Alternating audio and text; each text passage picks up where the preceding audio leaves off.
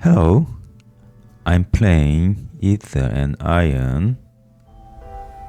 Now I'm level 12.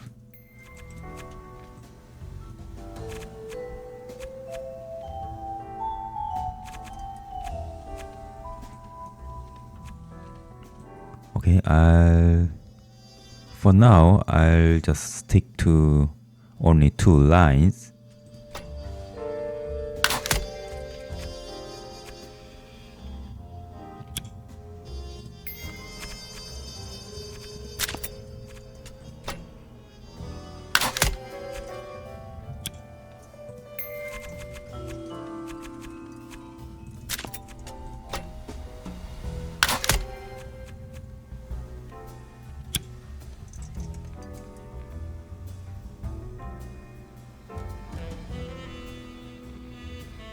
Sam, darling. You look well, though busy as always, I see. And hello, Apollo, dear. You look good. In a way that would be every publicist's nightmare if it ever landed on the front page. And who's going to be the one to take the snapshot, darling? You? Their smiles start as cool and polite as passing acquaintances, but they quickly crack into grins as they share a peal of laughter like age-old friends on a night out. Oh, glad to have you, Soph. Gia, how are we looking?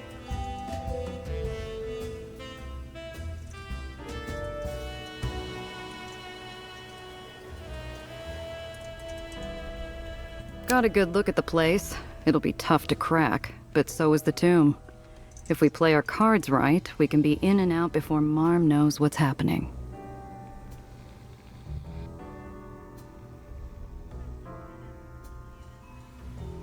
That's what I like to hear. Don't keep us in suspense now, darling. What's the plan? We prep as much as possible. Way I see it, we got 3 problems to solve. The crowds, the loot, and the getaway. Pandemonium's going to be packed. We're going to need everyone out of our way. Marm loves ending things with a bang. It's why Soap Jackson's closing the night with a fireworks show. If it were to happen sooner, everyone, including Marm, would be forced outside. Think you can shift the schedule? Of course not. Marm would have my head. But if someone very clever were to sneak into one of Soap's parties, they may be able to convince Soap to help coordinate a surprise. Talk to me before you go. Might have an idea or two on the how.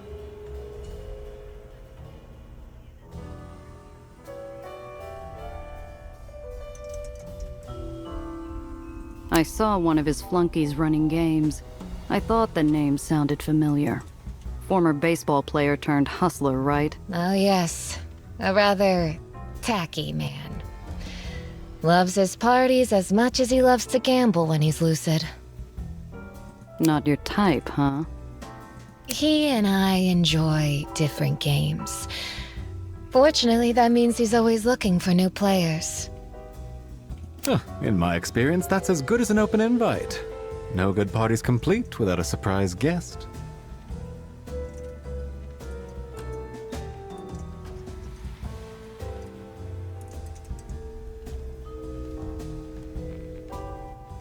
He's working for Marm. Why are you sure he'd help us? Soap's a free spirit.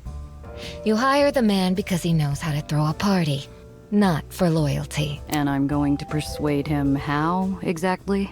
I'm sure you know how to be persuasive. Flatter him, bribe him, convince him Marm's surprise is a reward in itself. Or simply beat his ego until he does it out of spite. Sophie, you said only a few people are allowed to touch Marm's cash. Who are they exactly? Let's see. There's Gunther, the concierge, the movers, select security members and does, and me. But even if I got you uniforms, we could hardly carry it out ourselves. The movers are still the Matsey Brothers Moving Company, correct? If so, they may be persuaded to help. The Undercity League meets not only with Dreamland's Baron, but also its Ledgeman Union. I am told relations between them have become difficult. Enough they won't turn around and go to Marm.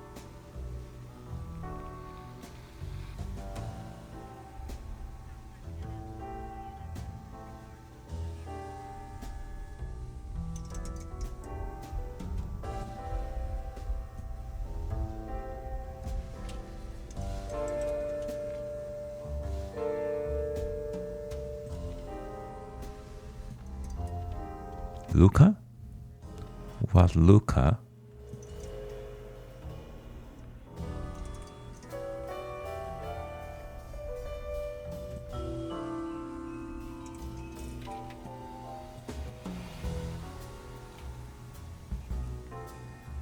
No one mentioned Luca until now. Wait, when you say Luca Mazzi, do you mean... No Luca Mazzi mentioned until now.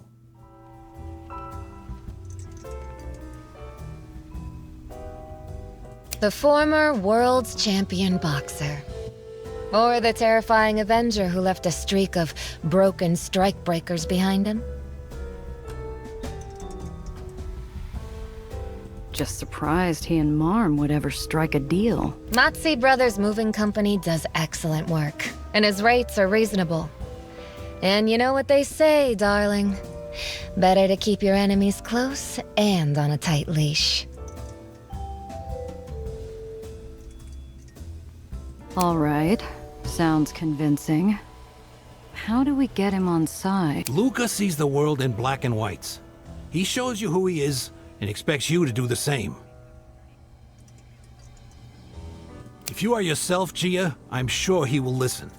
He respects a good heart.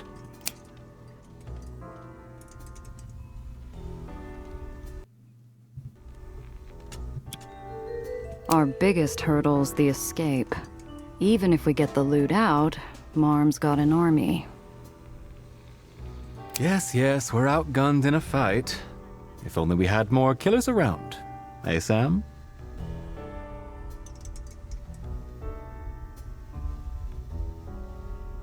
You can't win a war on bullets alone. Then we simply give them a problem even Marm herself couldn't ignore. Another fire. It doesn't take much to read between the lines, but the proposal still sparks a jolt through the room. It's a lovely building, and I'll miss my table. The Pandemonium's always been a symbol of Marm's power. As confident as she is, nothing would alarm her more than to watch her casino go up again. Oh, well, that settles it. We'll empty the castle, rob the treasury, and burn the rest to the ground.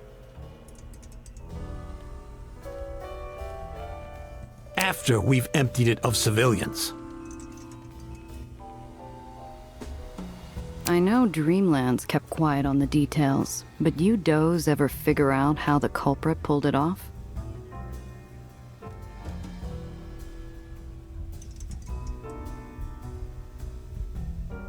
Officially, all evidence was lost in the fire. Unofficially, someone smuggled an accelerant right under our nose. Filled the place with it.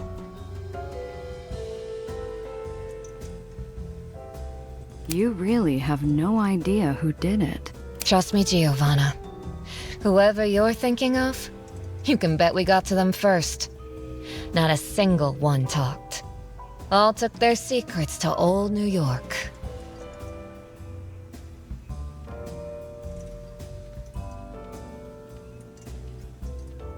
If Marm's busy with the fire, who's left to worry about? It'll be Marm's birthday, so all lieutenants will be expected to attend. You've met Lizzie, of course. Alice seems vapid, but don't let her fool you. And Pearl solves everything with an iron fist. I expect we'll have to deal with at least one of them. More if we're unlucky. Okay, but if Marm's that worried, I doubt she's made it easy to burn a second time. Oh, There's no doubt Marm's put safety measures even I have no idea of. Which is why we'll want to talk to her pet architect. Anton Klossner designed both pandemoniums. He once showed me the blueprints, and they're easily his masterpiece. If anyone knows of a weakness, it's him. Think you still got him? He should, but he's a notorious recluse. Fortunately, he adores Marm, so I'm sure I can convince him to bring himself and the blueprints to an investor event. All right, that's enough to get started. Anything else we should know? Only a word of caution, darling. Expect to see more security measures as we get closer to the date, and try to plan accordingly. Oh, nothing we can't handle. You heard the woman. In and out job. So let's get to work.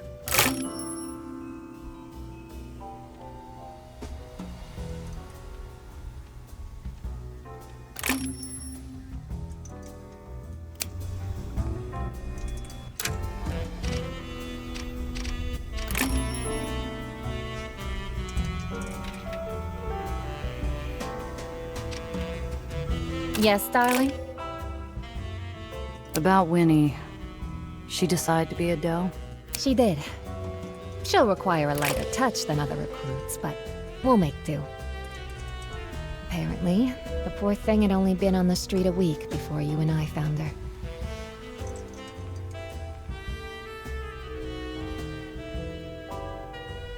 Her father died in a mugging, you see. He was her only family. Poor thing doesn't cover the half of it. That's barely enough time to grieve, let alone figure out how to live alone. That is some consolation. It's easier to grieve or feel anything, really, when your needs are taken care of. Otherwise, the training will keep her occupied. Ta!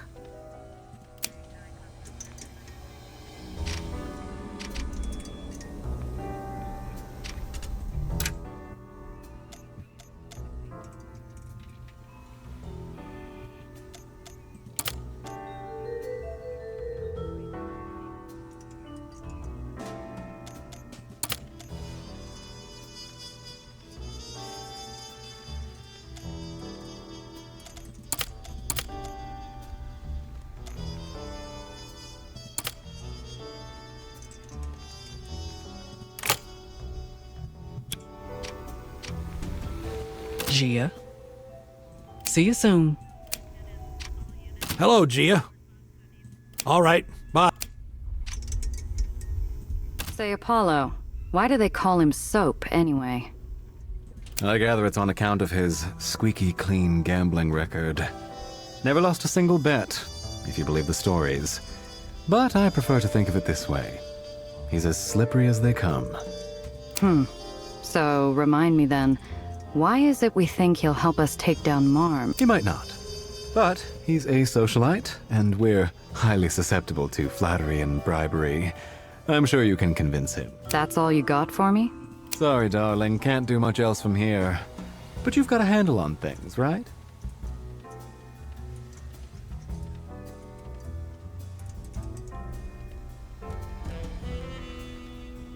If I didn't, you and I wouldn't even be talking right now. That's what I like to hear. Good luck. They say Soap's parties are as wild as they come. I'd like to see it myself sometime. Yeah, can't wait. Talk to you later.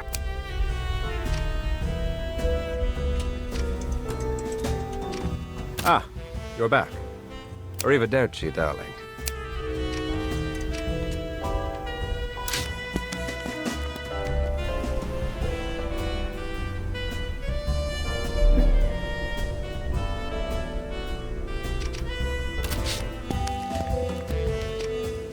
Nellie's not here. Maybe she's at the root cellar with Gardner.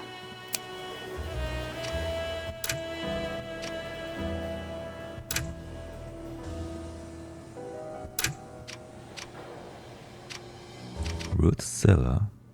Ah, root cellar.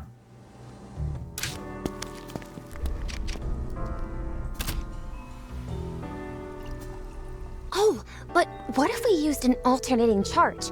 it could increase Daisy's output exponentially. I suppose it's possible. However, you'll need an opposing resonance. Of course! We can start with datasets 13 through to 15, measure particle strength, and the... Oh, hi, Gia!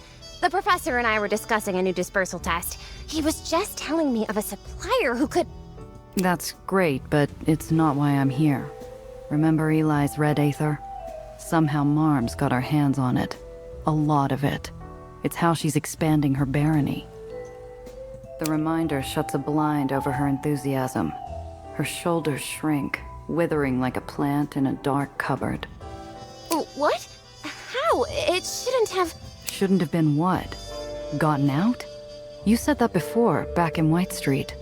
Where's this red aether coming from? It's... Gia, I wish I could tell you. Truly, but I simply can't. What Eleanor means is that she signed an agreement, one with, regrettably, severe penalties for breaking confidentiality. What sort of penalties are we talking about? The kind that could ruin a researcher.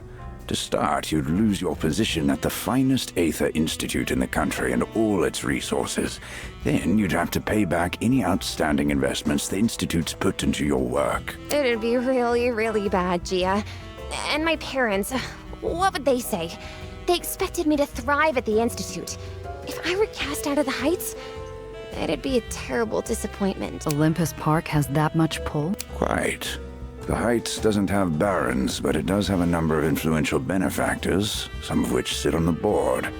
I promise you, drawing their ire is not an enjoyable experience. This doesn't sound like the first time you're hearing about red aether. Oh, Alistair is one of the experts who helped... I mean... It's all right, Eleanor. You're quite correct, Miss Randazzo. I'm familiar with red aether and its applications, for better and worse. Which is why I find it troubling to hear it spread further than a tiny corner of Eleanor's lab. Look, kid, I get it.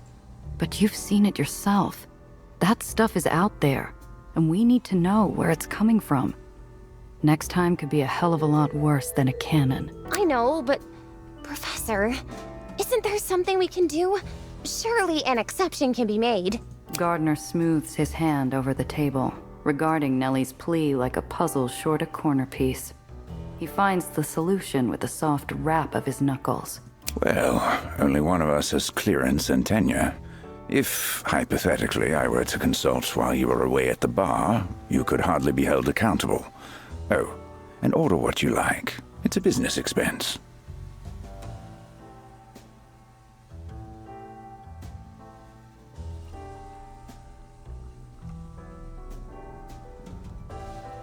Thank you so much, Professor Gardner. Oh, but what should I get? I usually drink soda or water, you see. Maybe something that takes a while to make. I'm confident you'll find something.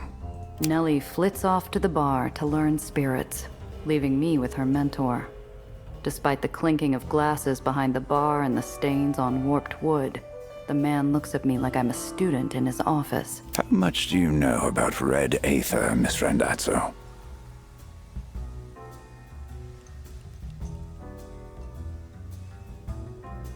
Tightly focused aether, right?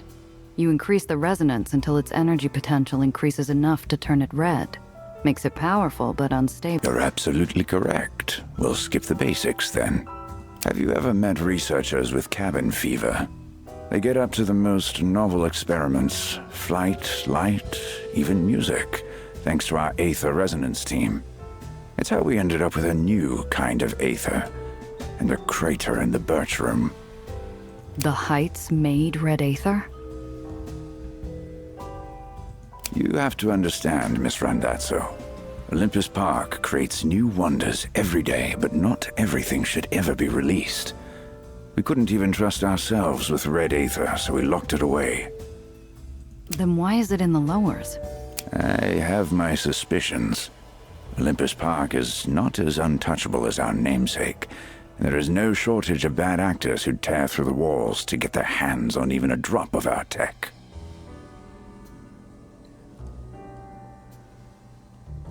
Such as hiring a villain to break into the Heights, destroy our lab, and attempt to kidnap one of our prized scientists. The professor's palm rests on the top of his cane, as solemn and heavy as a hand on a headstone. I wonder if he still feels the heat of explosives and fire, if he was even conscious for it. It was an utter tragedy. I recruited them, truly brilliant people. Lost in an instant thanks to sheer recklessness.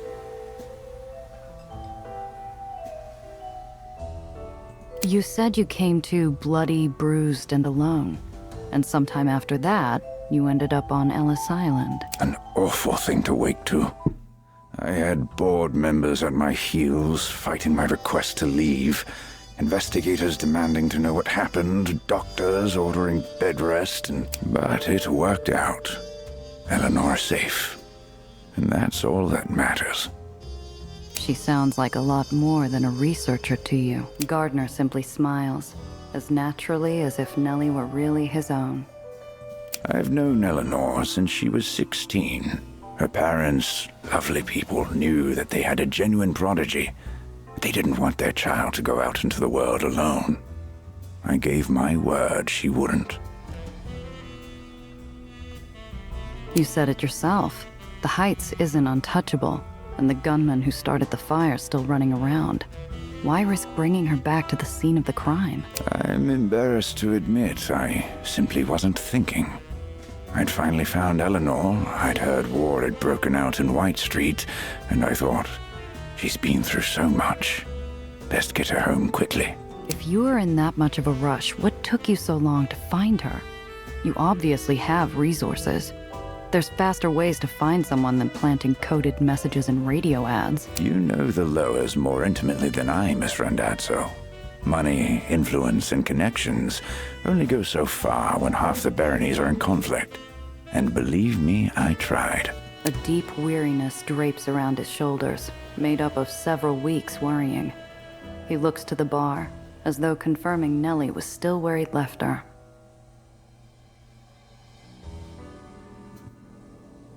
I'm aware I seem unreasonable. I came into your lives and nearly spirited Eleanor away without explanation. But wouldn't you do anything to keep someone you cared about safe?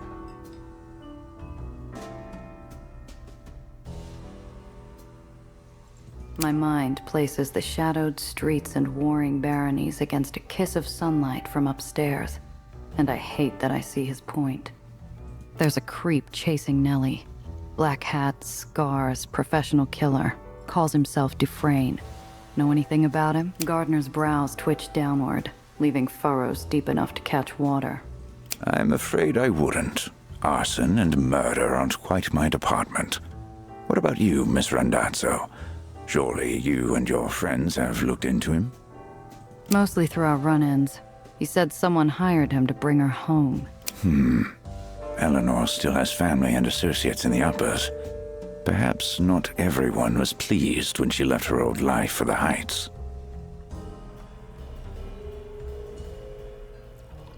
Enough to keep Dufresne on the hunt? Someone like him isn't cheap. If Nellie knew anyone else with that kind of money, she wouldn't have worried about cash flow. Then perhaps we're looking at it from the wrong angle. Eleanor has a mind that's seen once in a generation. If, say, someone is willing to kill for a wallet, what would they do for a scientist capable of fixing the well? My skin wants to crawl off my seat. Dufresne had torn apart my car to get Nellie's journal. If Nellie's gray matter was that valuable, his faceless employer might never give up the chase. At the bar, Thomas puts away a load of glasses, each clinking away to its rightful place. I stare, feeling like I'm a few glasses short of full set of answers. Sounds like the brainiacs in the Heights don't know what's going on either. Unfortunately. I'm truly sorry I can't tell you more, but maybe we can still find some answers. I'll inform them of the Red Aether leak. See what they can find. I bite back a cynical remark about whether the Heights will share when Nellie trots back with an amber-filled glass. So, how was it? Did you need a little longer? Got the gist of it, thanks. Wait, is that bourbon? Oh, yes! I've never tried it, but the gentleman at the bar ordered 2 on the rocks already, so it must be good. Oh, my dear, that's a rather strong drink. Are you certain that's where you'd like to start? Oh, well, I'm certain I can manage, and it would be a shame to waste it. Only one way to find out. Apparently, watching someone knock glasses back hadn't prepared Nellie for how to drink it. She takes a big gulp, and it promptly comes back up with a sputter. Easy, kid. You're supposed to take it in sips. But in the movies, they always... Often exaggerate and lie for dramatic effect, I'm afraid. Now then, let's get this cleaned up. Thomas will get you a towel. Just remember to give him a good tip. Yes. Also, Nellie, darling, might I recommend something sweeter? There's a lovely apricot drink.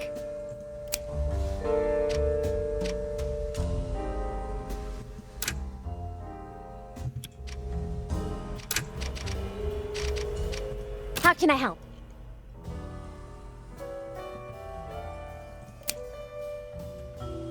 I found this while snooping around. What do you think? Oh, wowzers! I might be able to make you something with this. If you can find me some more material, I bet I could make something to help you while you're out on the road. This is enough for something else I've been working on. I'm so excited for you to see it. Just check the steamer trunk the next time you're here. Goodbye for now.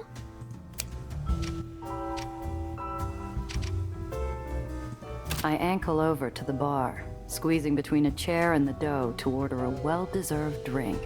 The routine lowers my guard, leaving me vulnerable to the unknown passenger in my pocket. What the? Instead of a wallet, my fingers close around a kitschy elephant doll.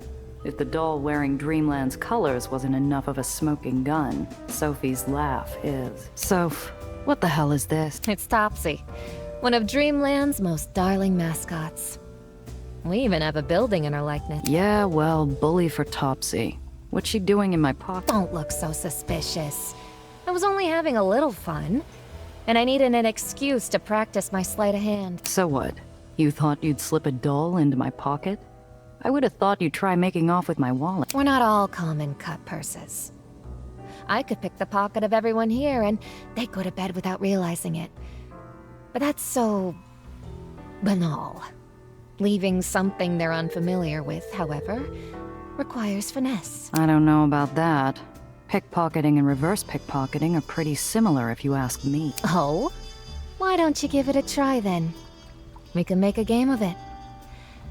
Put Topsy into Tiana's handbag without her noticing.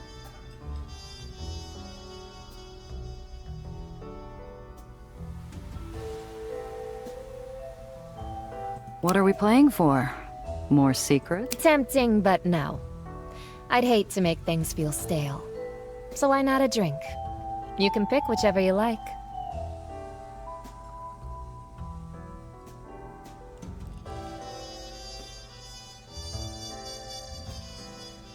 All right. And if I lose? I'll try to pick something within your budget. This is for fun. Why Tiana? She do something to warrant a hazing? Nothing recent, but she and I used to attend school together. I thought she could do with a little nostalgia. Uh-huh. So you won't mind taking the fall when Tiana gets mad? Of course. It is my idea, after all. And unless she's grown rusty, she'll know who's to blame anyway. What the hell? I could use the practice. Just have your money ready. We work out a plan.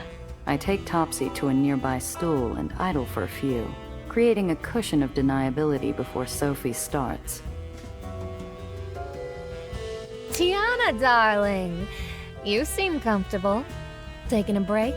Sophia, tell me, does Tetka know where you spend your time off? I don't think Mom cares, as long as I have the sense to do it away from prying eyes. The hole may be drab, but I'll give it this much. No one would suspect anyone of taste to come here. That is what makes it good for business, no?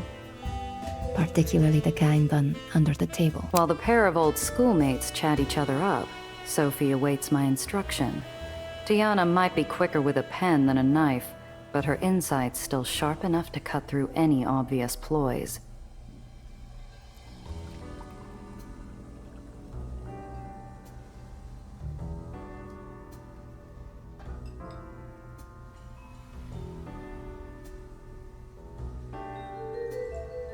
I tapped the counter 3 times. Gunther's easy to bribe, you see. He loves peach schnapps and... Oh, that is a lovely pocket you have hidden in your wrap. May I? Aha. You know what they say. Look, but don't touch. Of course. Then, may I get your professional opinion? You see, Mom's recruited a new tailor from Bluebird, and I'm not convinced of the design. Tiana smiles thinly. I don't know who's giving the harder shakedown, but soon they're talking tailors and imports. As Tiana's critical eye probes Sophie's cape, I slip the doll into her hiding spot. Is that so? I'll pass her name along then. Thank you, darling. How should I repay you? A drink, perhaps? Ha! Information like that will cost you more than a glass of wine. Come see me after hours. I'm sure we'll find something suitable to settle your debt. Tiana reaches for her bag. I feel like I'm watching a thriller. Anticipation building to a silent orchestra as I hear the bag click open and Tiana gasp. Sophia. Giovanna.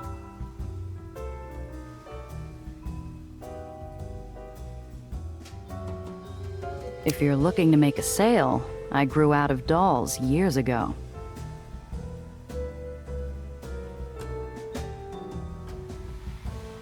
Tiana gives me a look that could cut diamonds.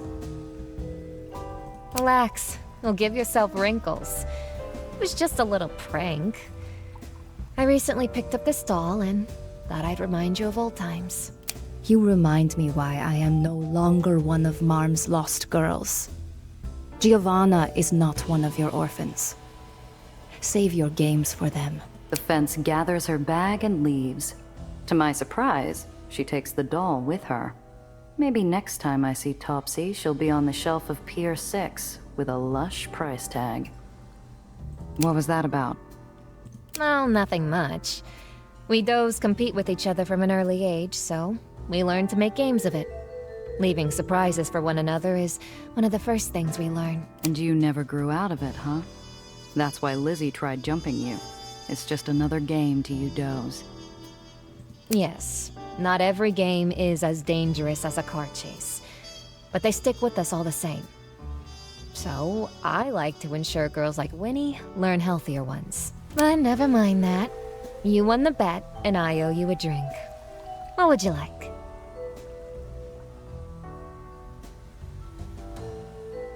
We settle up. I might have felt a little bad ordering a glass that'd rival the glass cages, if she didn't order something more expensive for herself.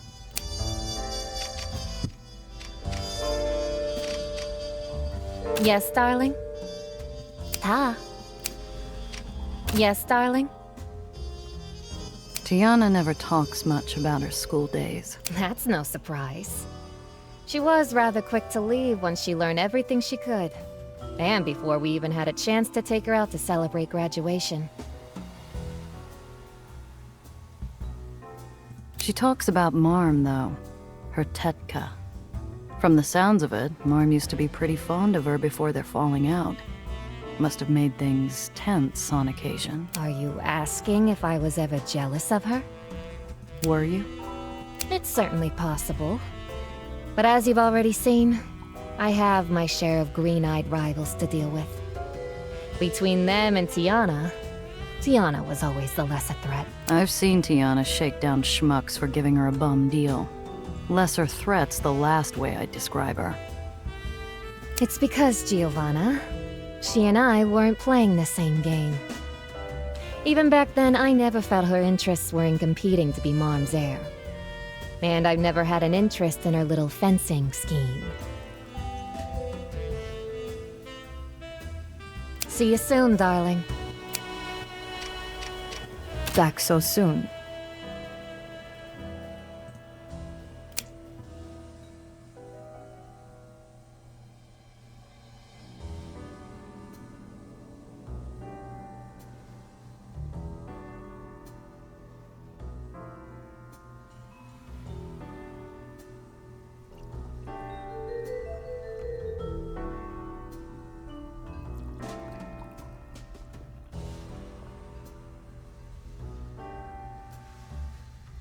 Okay. These are added to her inventory. But I have to save more money to buy new cars. They were about $400 worth, and I have to buy 2 cars, one sedan and one flatbed. Take your time, but do not linger. Don't be a stranger.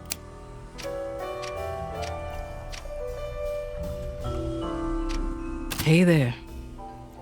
See you soon. Ah, Miss Randazzo. Until next time. Hello, thank you.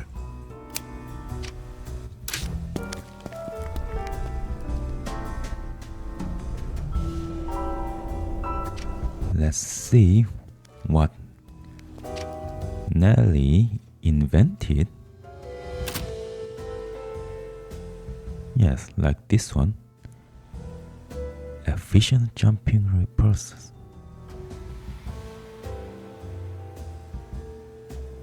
Now, jumping repulsor gives 2 AP bonus.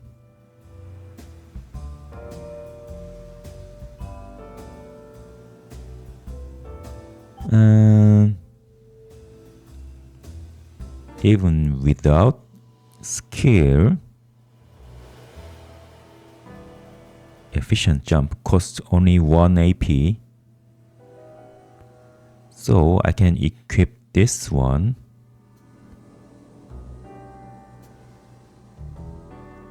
to Gia or Cress.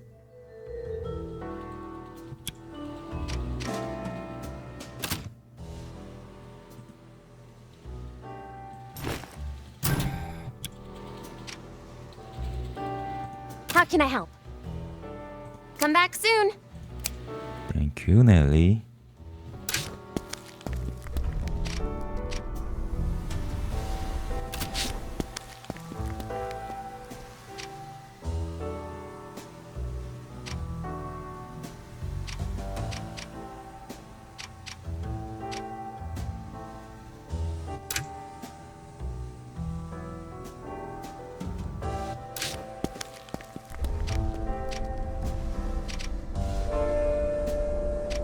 Good day.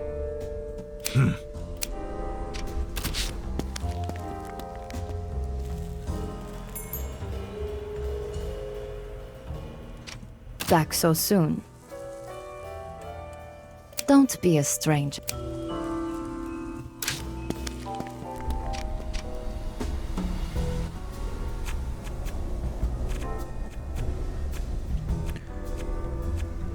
Gia has this skill to swap places with enemies, so she do not need jump skill. But Cress did not learn switching places with another vehicle, so it'll be new.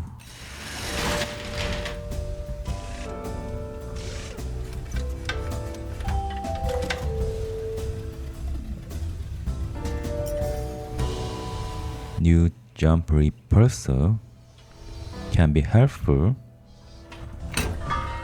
for Cress. 1 less AP, but low cost jump. Fine.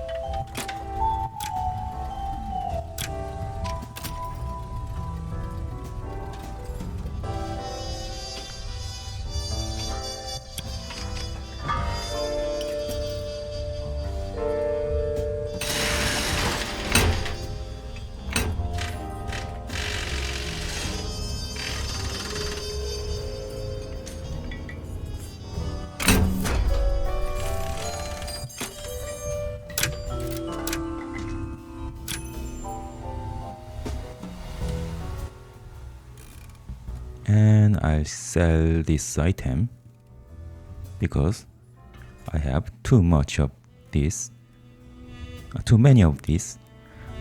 So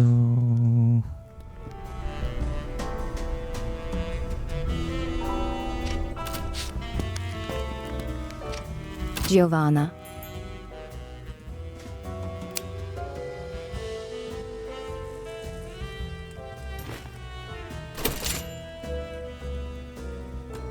it's still far from 400. Just got a new shipment in. So long.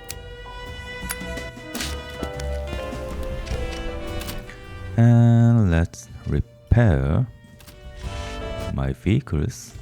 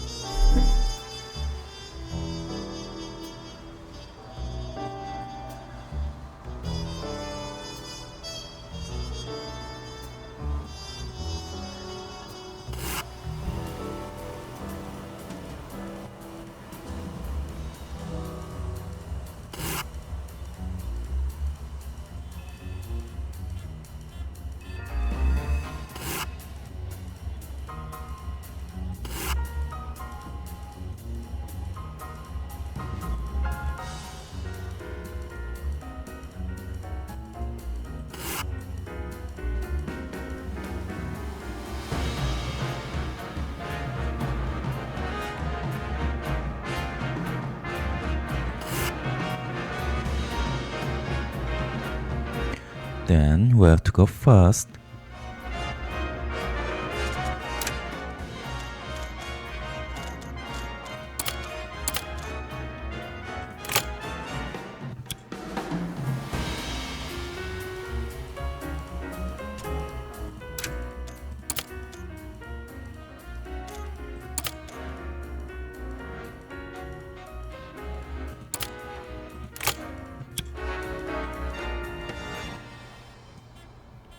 I have to visit this place and this place and this place for main quest, and this place is for side quest.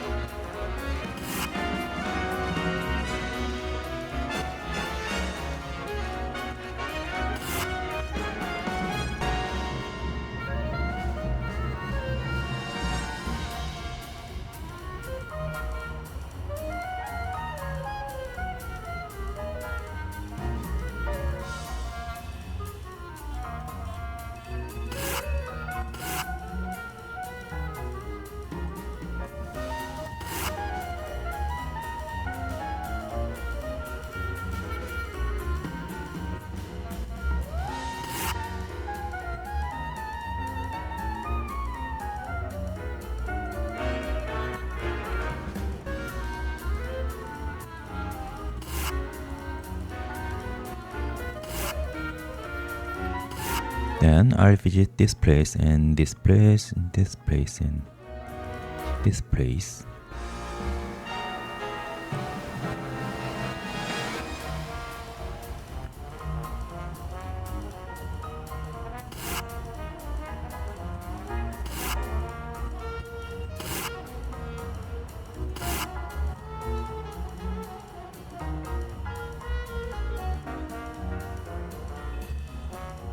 Okay. No shops in anywhere of them, so I'll visit this place first.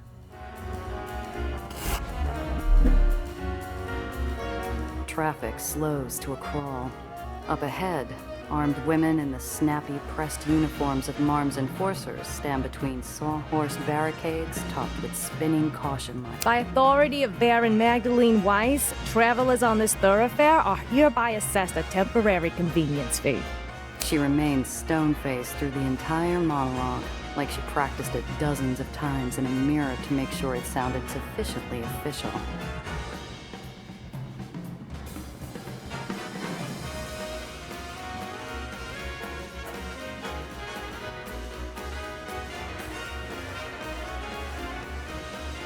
I thought Marm cut a deal with White Street.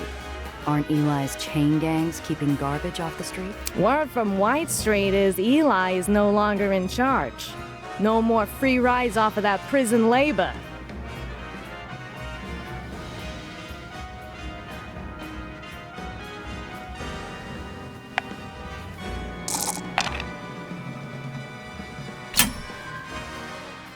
You're barking up the wrong tree. I'm a courier for Herr Brandstetter in Klein Deutschland, and I've got a trunk full of uniforms for the birthday parade. I better get a move on before the dress rehearsal. You're here on business for Marm. Well, back to work then. She dramatically waves me past the barricades, and I shoot her a wink as I float by.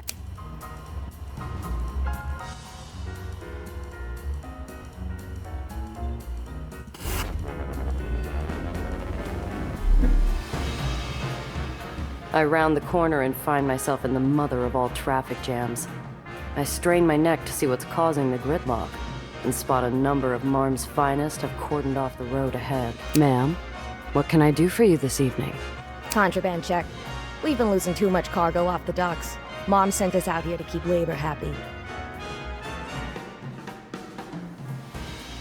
Have to keep the wheels of commerce turning, I suppose. Dreamland wouldn't be Dreamland without all... It's true what they say, I guess. Money makes the world go round. You can head on through. There's only so many hours in the day, and I have...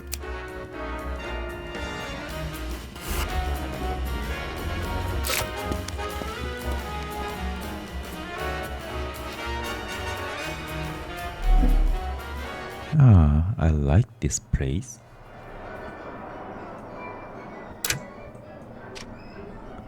I hear people say they're terrified of clowns. I've never really understood that, but I suppose if the clown was that large, I'd be cautious.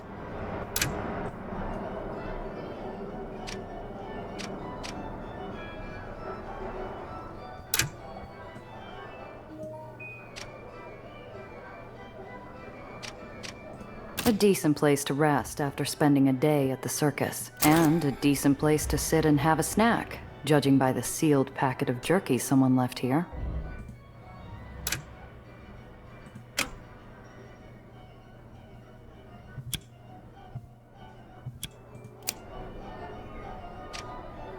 Huh. Looks like a fully stocked concession stand, but nobody is here. Could be it's only open during performance. And there's a candy bar just sitting on the counter. Nobody's watching, so I might as well.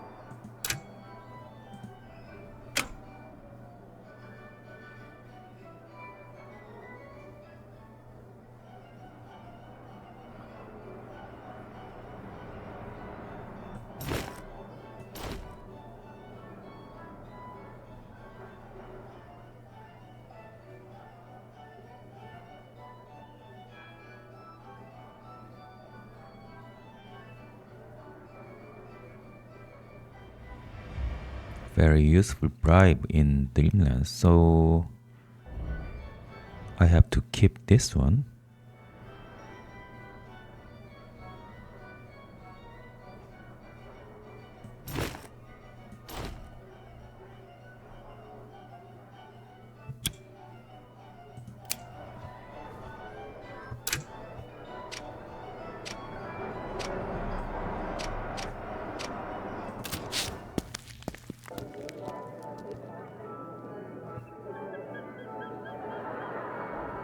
It's not acceptable. You solve it now, or I'm shutting you down. But where will the animals go if I shut down? A butcher's block for all I care. You're causing problems, and you're going to fix them if I have to say it again. I understand. Please, forgive me. Handle it. A fancifully dressed man stands despondent before a group of shrieking monkeys. It's the kind of contrast one normally only finds after a night that's stretched on too long. Yeah, look! Monkeys! I've never seen them in person. Mm-hmm. Can we...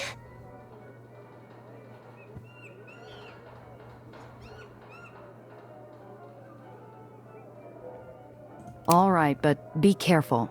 Those monkeys don't seem friendly. What am I? Oh, hello. Are you here to see Jaeger's beguiling beasts? Ooh. I take it you're Jaeger? My friend here wanted to see your monkeys. Ah, but it isn't showtime yet. Of course. I don't know if the show will go on. He slumps a little. So, are you a I am many things, madame. Performer, explorer, caretaker. Nellie squeals in joy. One of the monkeys has grabbed the edge of her dress and seems to be trying to pull it off her to little effect. Tamer and, trainer. That's a lot of responsibility for one man. Oh, but I am no normal man. I have been to the jungles of the Amazon to see the verdant tree frogs. And I have captured a Siberian tiger with only a butterfly net. I am the great. The monkey clutching Nellie's dress shrieks angrily, clearly upset that she hasn't surrendered it. Nellie's smile falters, and Jaeger deflates. Animal tamer. So, she was Pearl. She was the Pearl. And Sophie mentioned Pearl That woman you were is very Pearl. nasty. With you. Ah, yes. Mistress Pearl is responsible for this part of town and all the businesses here.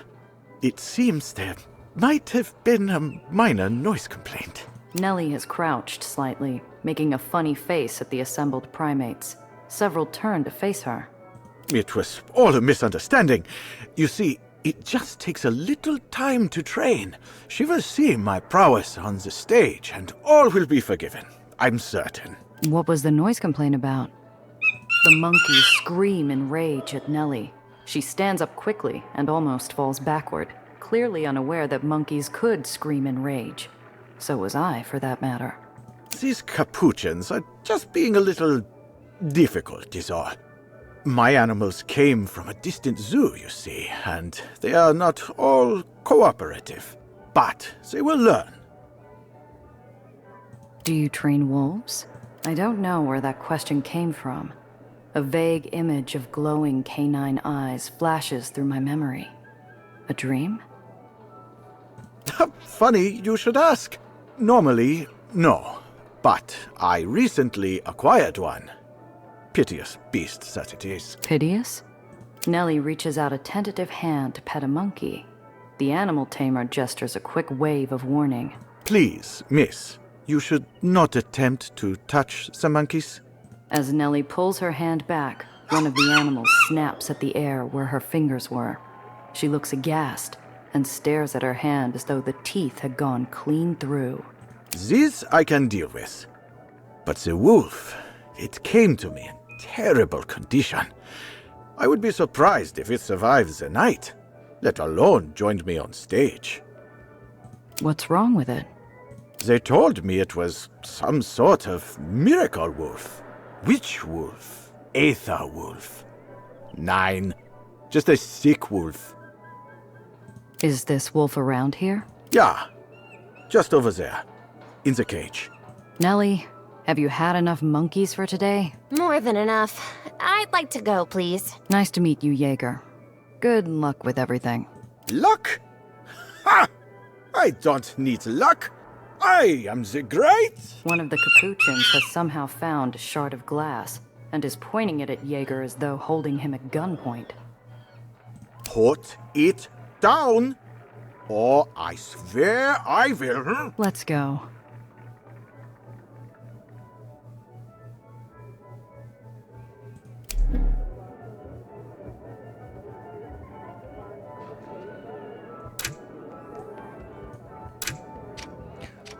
Aha. Let's see. Aether wolf. The thing in the cage looks more like a fur coat dropped on a wet street than a wolf. It doesn't move as I approach. It doesn't even appear to breathe. Is it alive? I don't know. I'm no expert on wolves, but I don't think this one is long for this world. The animal's fur is falling out, and its skin is gray and sallow. Obscured below the fur are violent patches of purple. Someone has lashed the beast, and it clearly wasn't interested in taking orders. Oh, poor thing. Whether by some uncontrollable pity or some other innate urge, I reach out and try to comfort the poor creature. My hand nearly reaches the cage, and Nellie raises her eyebrows.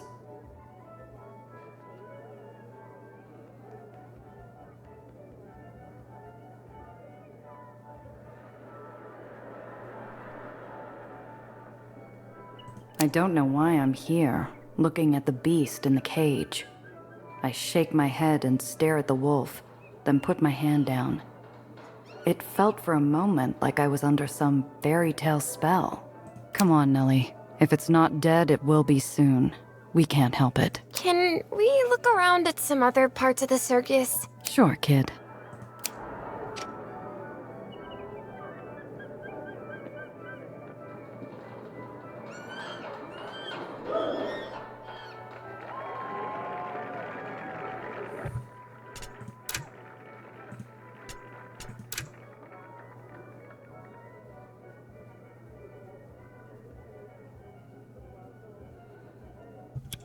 Maybe I can lose this skill check if I leave this place. Let's see.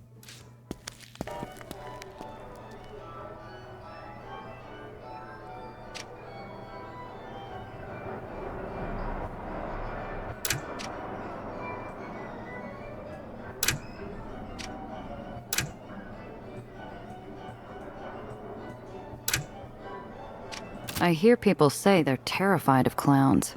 I've never really understood that, but I suppose if the clown was that large, I'd be cautious.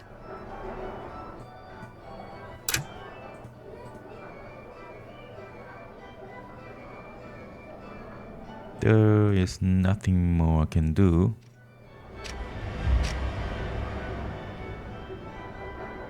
In Coney Island,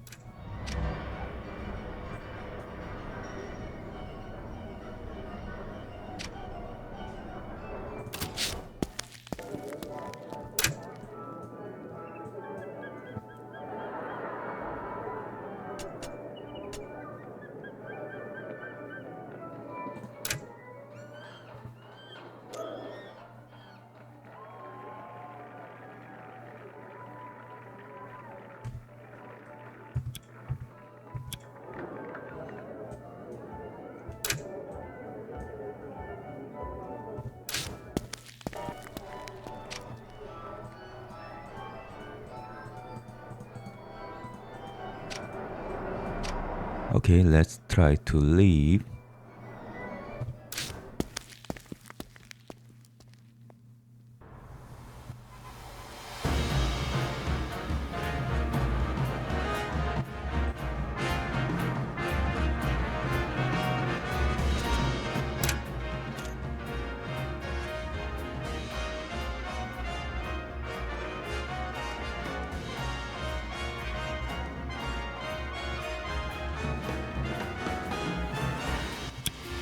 Okay, I'll try this quest later. As long as this quest remains, I can access to the wolf cage.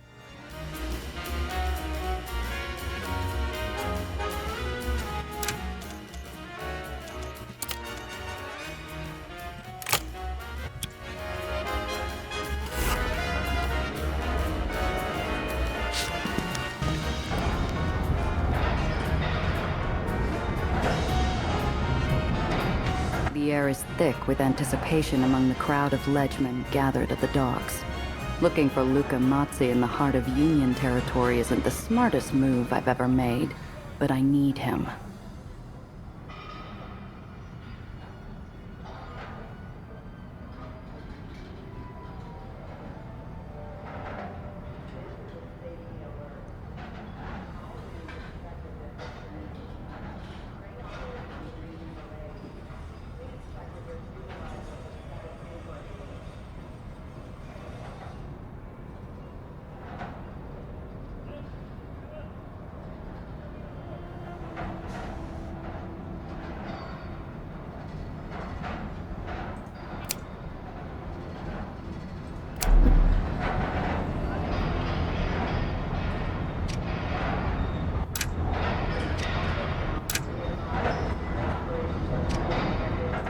Goods from all across the globe come to New York across these docks. Spain, France, England, even the Kingdom of Italy makes an appearance. My Italian's a little rusty, but I think I recognize one of the brand logos. A bucking stallion.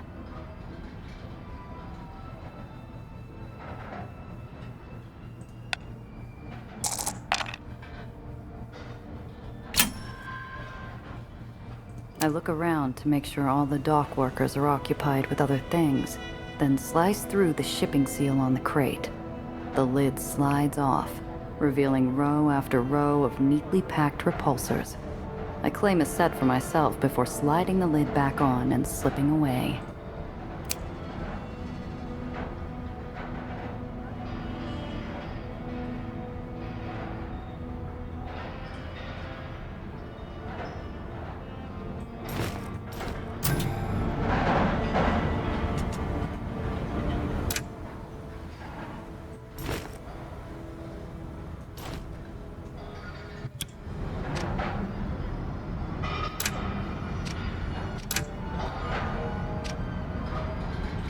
A boxing ring has been erected here quickly, but the promoters have pulled out all the stops. The crowd is filled with rambunctious men eager for a fight.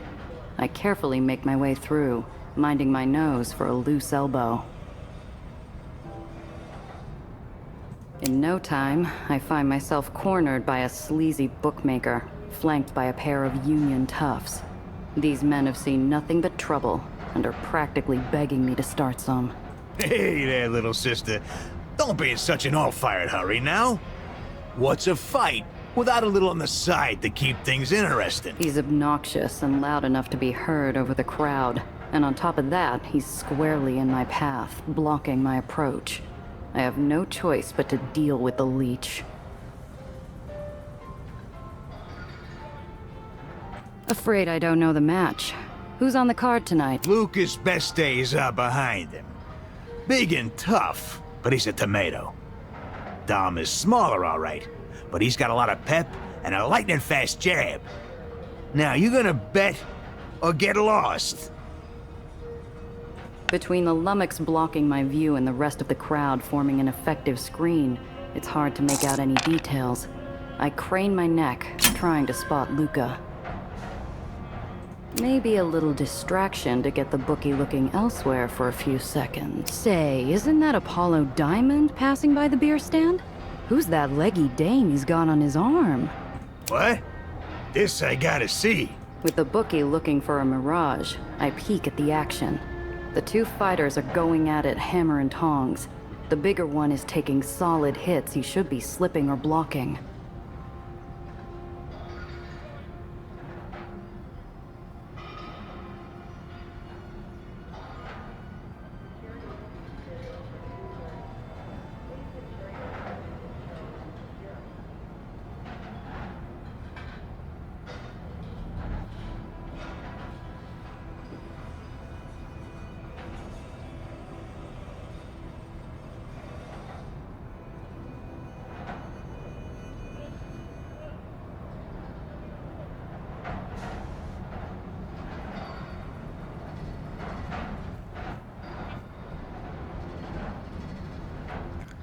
It looks like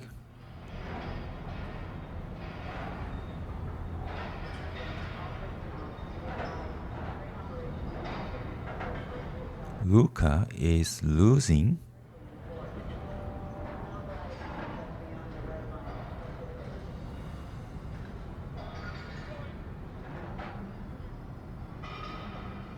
Yes, bigger one is losing. So I'll bet onto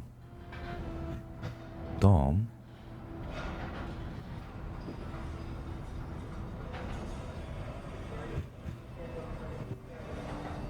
All right, keep your shirt on, for both our sakes.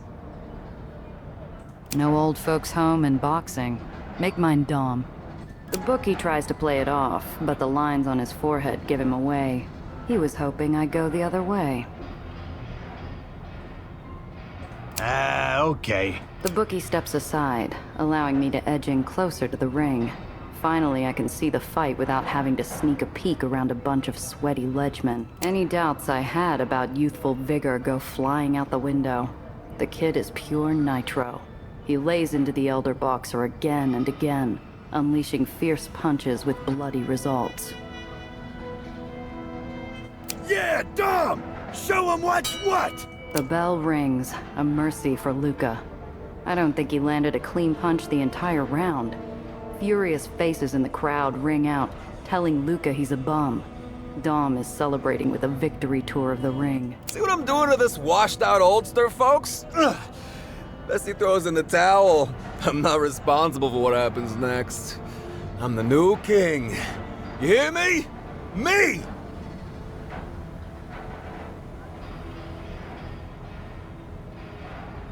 Spittle flies from the firebrand's lips as he berates the crowd, who seem to be divided in their response. Some cheer the kid on, some jeer at the mismatched fight, others just stare at their feet. Mercurial youth strides forth to meet the aging, immovable object at the center of the ring. It looks like Dom is saying something, but I can't make out any details from here.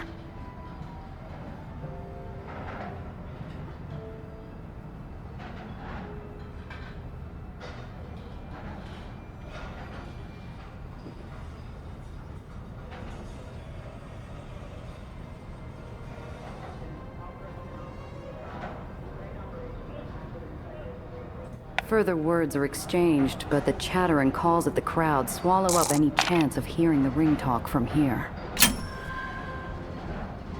Slippery as an eel, I weave in and out of the ledgemen and the crowd. I get to the edge of the ring quickly enough that I catch the tail end of Dom's remarks. Once I put you on the mat, old man, you're finished. For good. You're finished. Courtesy of...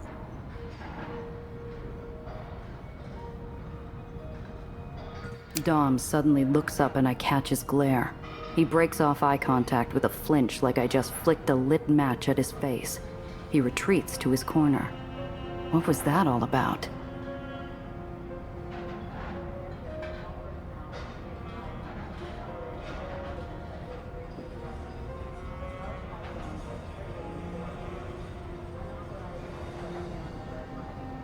Final round, boys. Last chance of making some quick moolah.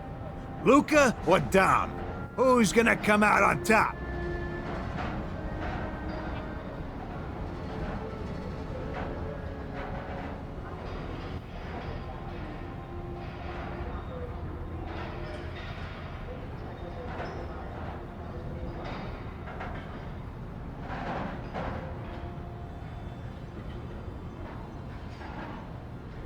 So, this fight is rigged. Once again, I find the bookie in my face, insisting on my custom.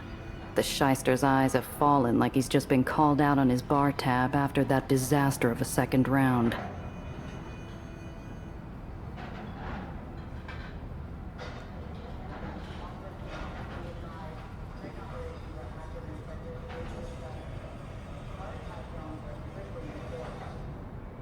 Come on, little sister, take a chance.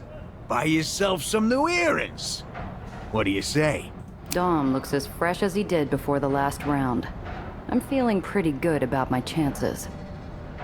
So, what's it gonna be?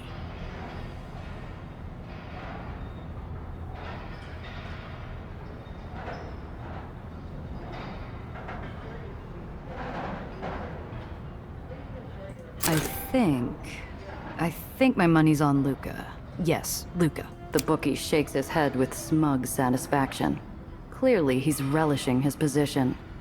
Did I make a mistake? Look, sister, if you want to change your bet, it's gonna cost a little extra.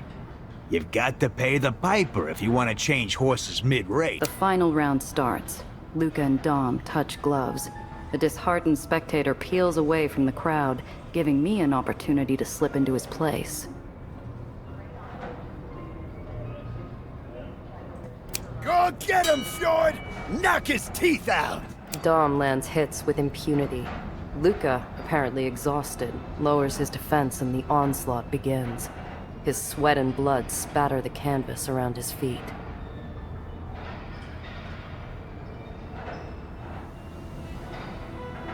You ready, old man? Time for your nap. The younger fighter comes in hard, his right already cocked to deliver a punishing overhand to Luca's temple, sure to turn out the light. Luca's eyes shift up, suddenly sharp and alert. He lowers his hands, hunches down his body like a receding piston. The crowd clams up. Everyone at the venue can hear the thud as Dom's shoulders hit the mat, floored with a single explosive uppercut, courtesy of Luca.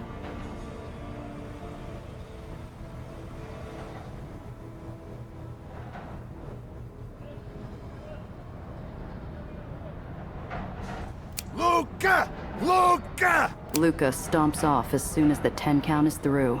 He slings a towel over his neck and stomps off into the crowd, who part for the old war machine.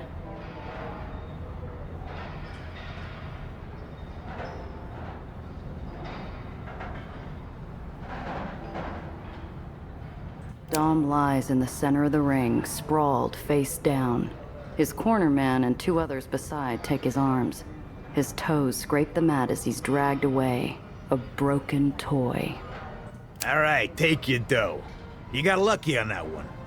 Luca ain't long for the world the way he's going. He throws himself into every fight head first, hoping it's his last.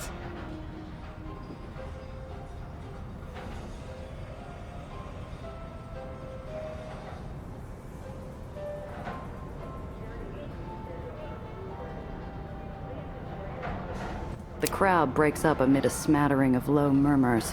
The bookmaker looks over his receipts for the day, grimacing. Maybe he wasn't expecting Luca to pull it off either. Speaking of...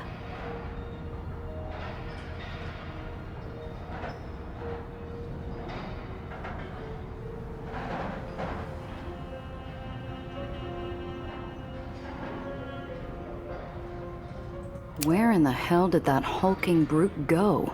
How could a guy that big and memorable disappear into thin air like that? Time to play detective.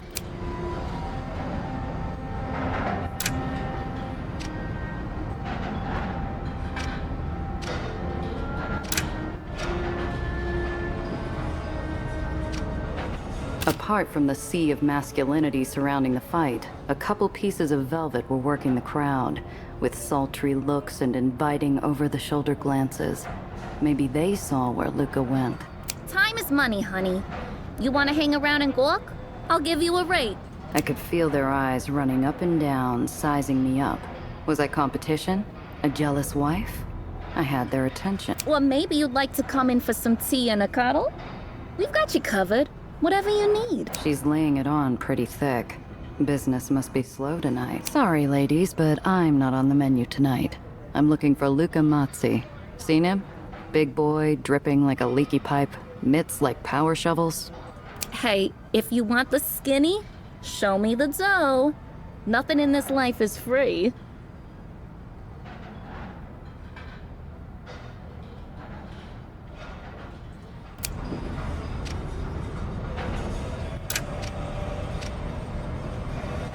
I spy a group of Australian sailors gabbing like schoolgirls, not far from where they watch the fight. They might have sailed the skies, but they're just out of short pants in my book. Hi there, boys. One of the sailors responds with a low wolf whistle, to the delight of his I pretend not to notice how many of them are blushing. Say, I'm looking for... Us? Please say you're looking for us. Mate, the PO says the only way you can get attention from a Dreamland Sheila is to put up your dukes. Mom's does don't give their time to weak sisters. Deadly beautiful, right? These boys aren't dangerous, but they're not listening, and things could get out of hand. I better find a good way to play this.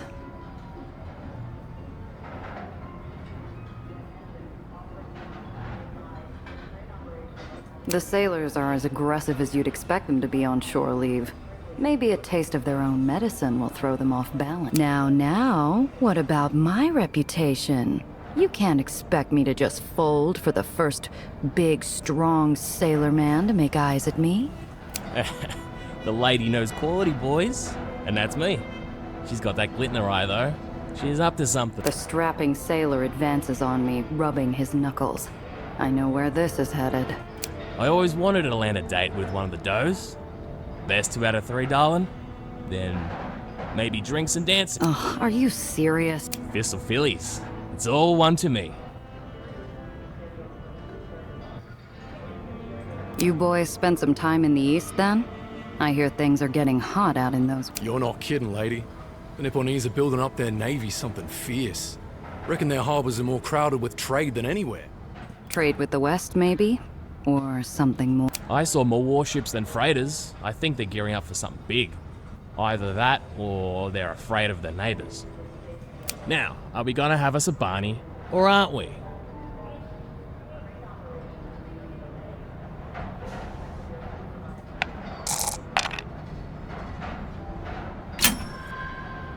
The sailor is eager and fast with his fists, but telegraphs his blow from a mile away. Kid, you're out of your league. Oh, slick move. I learned some slick moves myself, from a fella in the Orient. The kid pivots on his rear heel, spinning around smartly with his other leg straight out in a hooking kick, but too slow. I shove his back as he turns and falls on his face. Seriously, I don't have time for monkey shines. You see where Luca Mazzi... The boxer? That guy fights dirty. Why would you want him? Luca? You think he's dirty? Were you watching the same fight, lady? He could have won any time he wanted. He was holding out to ramp up the betting. You can do better than him.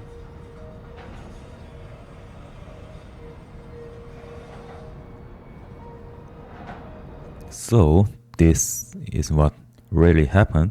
I thought this fight was rigged.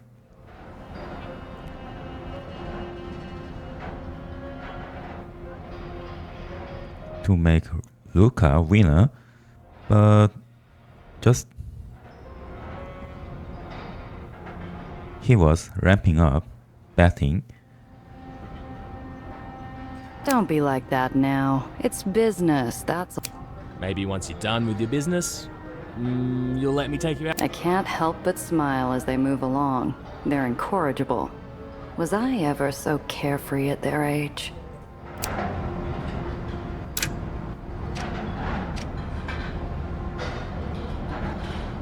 He will know where is Luca. The ledgemen crowded around the bookie probably know the score. I head in their direction, and he notices me right away. Well, well, if it isn't the lucky lady. Such a pleasure seeing you again. You here to rifle my pockets for change?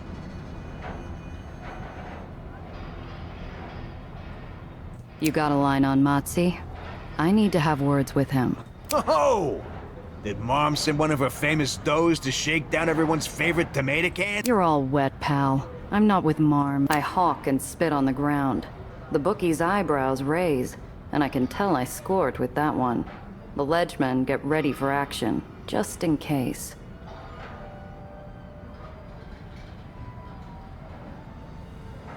So what's a pretty little thing like you want with a bastard like Mazzi anyway?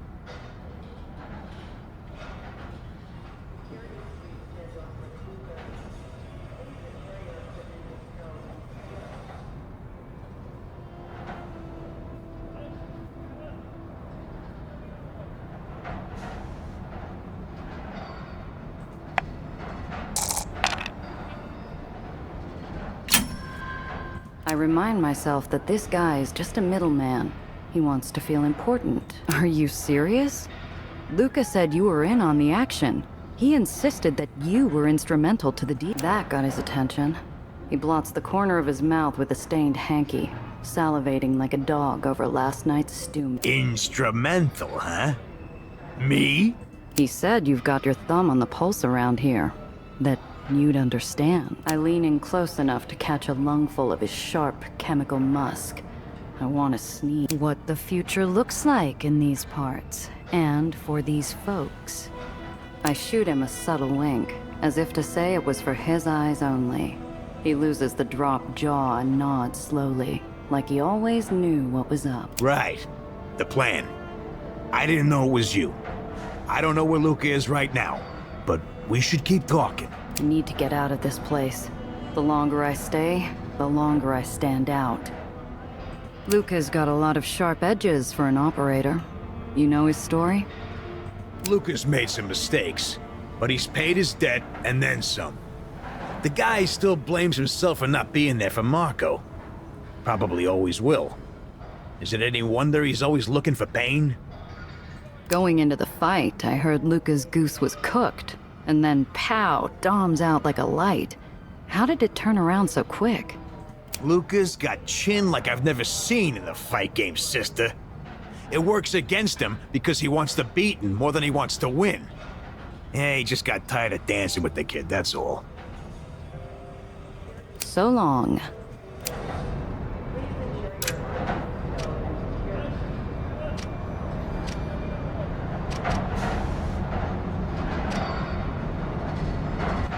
The old man's breath rattles in his chest as he stares out into the sea of fog, his exhalations misting like a cloud of dust from a dilapidated house. Something in his stance gives me a glimpse back in time.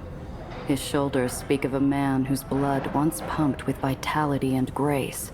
Hey, old-timer, are you doing all right? The old gent's roomy eyes clear incrementally as he finds his voice. He lives in memory now, with little regard for the waking world. Anna, my sweet, sweet daughter.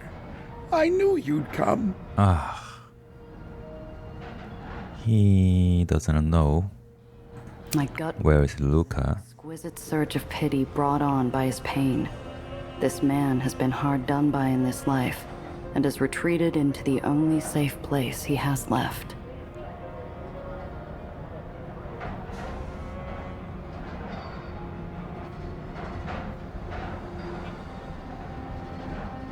This can be cruel. I'm not her daughter.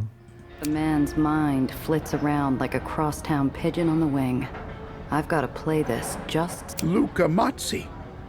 You want... Blood pumps angrily through a swelling vein on his neck. Splotches of red appear on his grimacing face. Miss, if you know what's good for you, you'll stay away from that heel. He'll only lead you to ruin. Pretty little thing like yourself, you could do much better. Relax, old-timer. I only want to talk business with him, nothing else. Oh, you've got business with Mazzi. That's even worse. Doesn't know how to get things done. He's just gonna get himself killed and drag everyone down with him. His venom-filled snarl fades way too quickly to count as normal. His eyes cloud over. I know I'm losing him. Poor Marco, where is he gone? What'll Luca do without his little brother? The old man wheels away from me, staring out into the cloud-filled sky once more, murmuring under his breath like I was never there. I may as well move on. The odds aren't great, but maybe this old gent knows something about Luca. It won't hurt to poke around a little. Hello, Dad. I said I'd be back. What are you doing outside? Oh, just watching. Waiting for something. The old man trails off as he looks out into the shapeless fog. He mutters to himself before clearing his throat. Do you remember when you were a little girl and we'd have lunch out here together? It was the only time I'd get to see you most days. Worn shoes shuffle nearer the edge. This place is a tipping point where one can stare into the yawning ocean far below. A small... Such a good girl, Anna. I have something for you to give to your sister, Lucille. Come on, Dad. Let's go give it to her together, and we can get away from this ledge.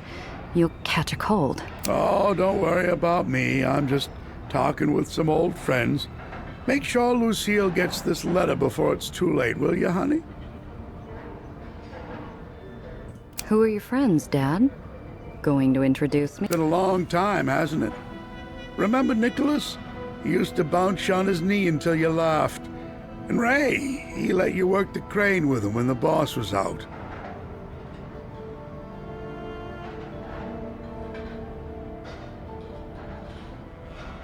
The old man's eyes glisten with tears.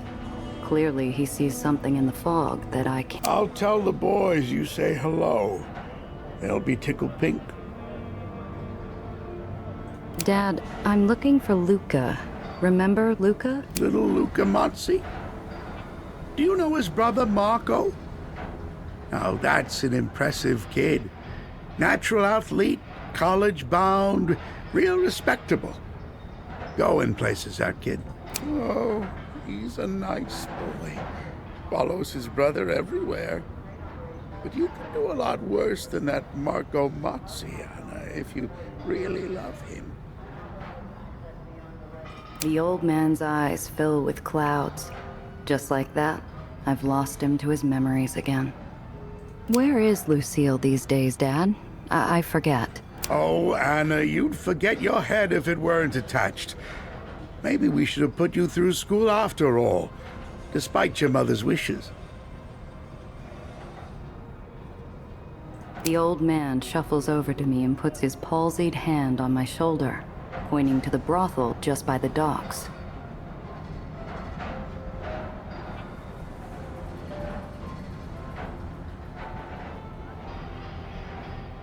That big, beautiful hotel there? She must be doing well. She hasn't asked me for a dime in weeks. Oh, could you give her the letter for me, Anna? I want to see her later when she has time. The old man presses the wrinkled letter into my hands and trudges away, each step heavy with the weight of history.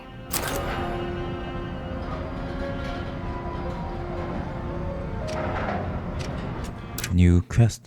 No? No new quest.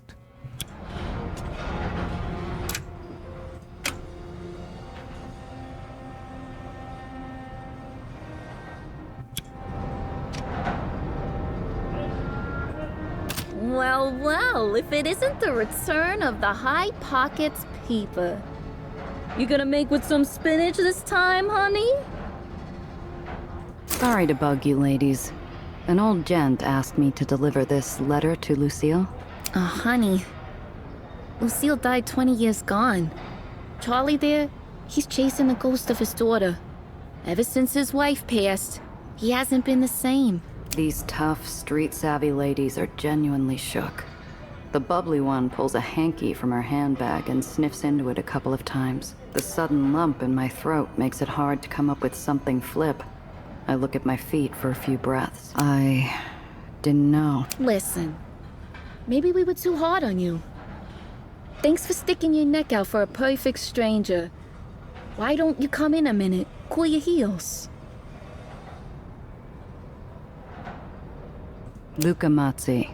I need a minute of his time. Nothing there but bad road, honey. Look, did you see him or not? Please. You're not Luca's type. If you keep after him, you're just gonna go get your heart broke. Maybe your head, too. It's not like that. I'm talking about business, not pleasure. Oh, why didn't you say? Business. Look at the business woman. You look like any other round heels mooching around down here.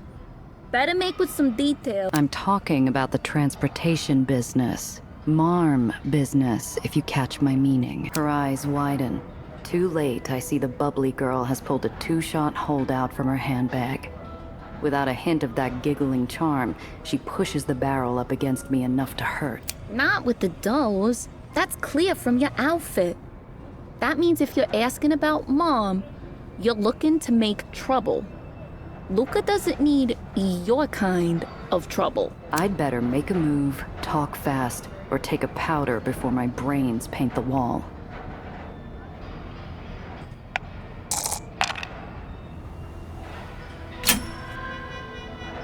I break eye contact, and my eyes look away, but my hands shoot out and wrench the pistol from the call girl's hands. I break the action, shuck out the slugs, and toss it back to her. I'm not here to cause trouble for anyone. I just heard that Luca is having some problems with Marm, and I'm looking into it. I want to talk with Luca, get his... All right, if you say so. Doesn't matter anyway. I haven't seen him. Go on, buzz off. How about the Union? They make up your clientele. Do you know where they meet? Congress Hall. When they're not out here breaking their backs. So, what's with this place? Make a good living out here? The girls in my neighborhood mostly answer calls instead of working out of houses these days. Yeah, but we cater mostly to ledgemen and sailors that come through, and you'll find them at the docks. Not that you'd find Luca at our joint. He's a one-woman kind of man. I don't need to reduce heat right now. Maybe I can keep this option for later use. So long, ladies. Stay safe out there. You too, honey. It's a tough world. Yes. Well, well, if it isn't the return of the high pop keeper. You gonna make with some spinach this time, honey? Okay. I'll reload and I'll use this chance to reduce heat now. Not looking for a cup of tea. Let's just say I could use 40 winks while things cool down. Come right in. We'll take good care of you. So long, ladies. Stay safe out there. You too, honey. It's a tough world. And hey, let him know. Can we talk? The old man swivels, but he looks right through me. Whatever was there before, gone now. Gone like his Anna. Okay, I cannot inform him his daughter is dead 20 years ago. Now, let's go back to main quest. Someone must be working tonight, because a crane moves a giant crate out of the way. Behind it, I see a pair of intimidating figures in black, advancing on a cringing Dom.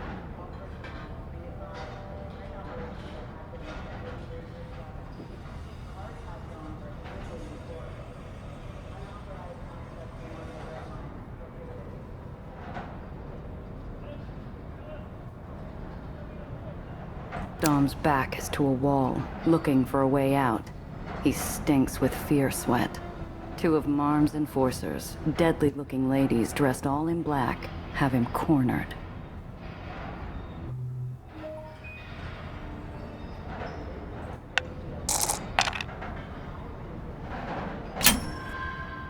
I walk slow and sure, heel to toe, masking my approach. The soles of my shoes are drowned out by the endless churn and clang of industrial machinery. I played it just like they said. I should have won. I had him beat. Telling us you're incompetent isn't the terrific explanation you think it is. How are we supposed to sell Luca as old and feeble now, you worm? I did as I was told. It's not my fault. Let's just fit them both for concrete galoshes and take our chances. This worthless punk makes me sick.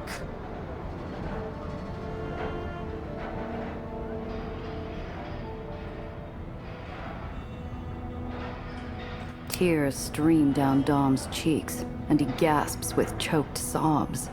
He might be a tough guy when he's throwing punches, but he's got a spine of soft cheese.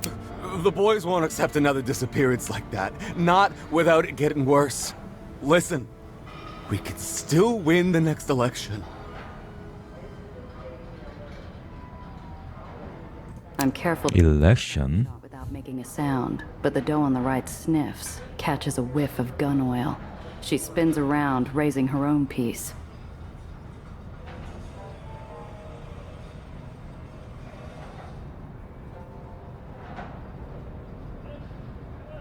Looks like we've attracted an audience.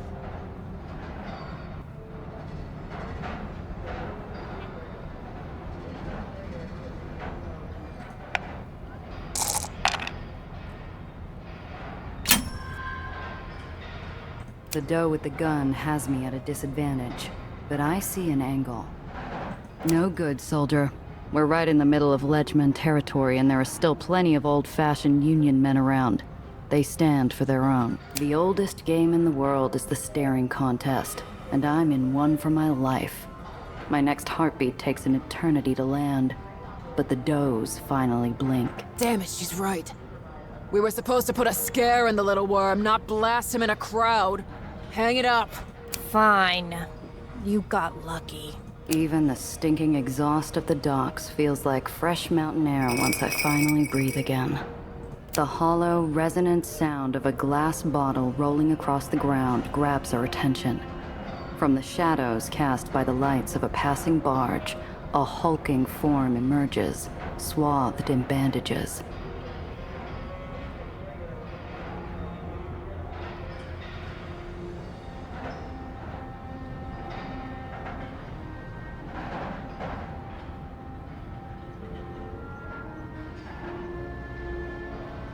Step away from the kid. Don't be childish. Dreamland business is our business, and this man failed to deliver. There are rules. Only I deal with my own people. Dom will face up to his mistakes soon enough. You need to go. Who are you kidding, Luca? You remember who owns these docks? Who owns you? Luca wordlessly lifts his left hand in a balled-up fist. From all directions, I hear the actions of pistols and the cocking of shotguns. Suddenly, I'm standing in a no-man's land. You might be able to take me out, but you two won't walk out of here if you do. The does appear to weigh the consequences of Luca's threat. There's enough cover here on the docks that maybe they can get away with it if they move fast enough. Maybe.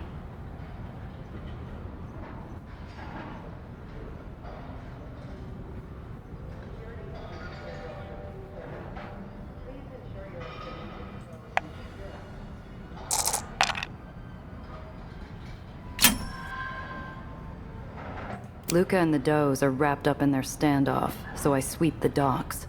I hear heavy breathing and catch gleams of metal, but a sudden glint of reflected glass is what catches my attention. Hang it up, ladies. They've got a long gun covering you from the top of a container stack. You won't make it 5 paces. It doesn't have to go down that way. Just walk away. Tension stretches out the silence until the does finally acquiesce. Their eyes hold 1,000 promises of retribution as they leave the vicinity. How about you, miss? Are you another one of Mom's lapdogs?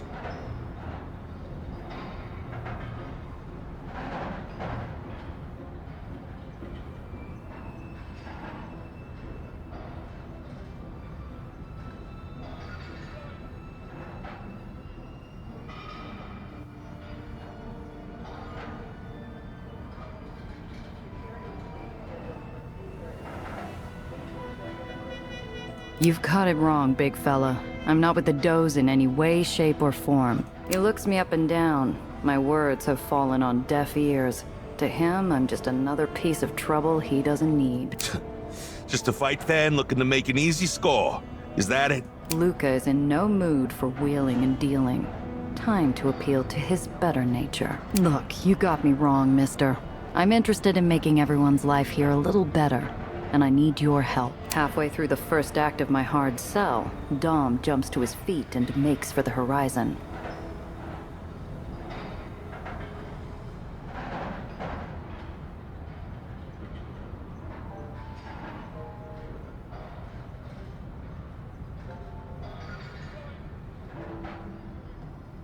I have some questions for Dom. Dom can tell I'm here to talk and not to scrap. So he has me pegged as a talker and not a doer. His mistake. It's child's play to hook my foot in front of his ankle, sending him sprawling.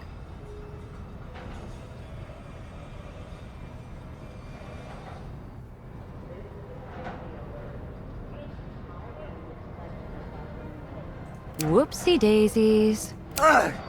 You cow! Dom is spitting and snarling with anger right up to the point where Luca's shadow falls over him. The bruiser does not look happy. Luca, wait. It wasn't nothing personal. I got family. Kid, messing with our family is personal to me. And it should be personal to you, too. You're right. I know. I'm sorry, okay? I got scared. You weren't scared, kid. You got greedy and you put everyone in danger because of it. I'm not mad. I'm disappointed.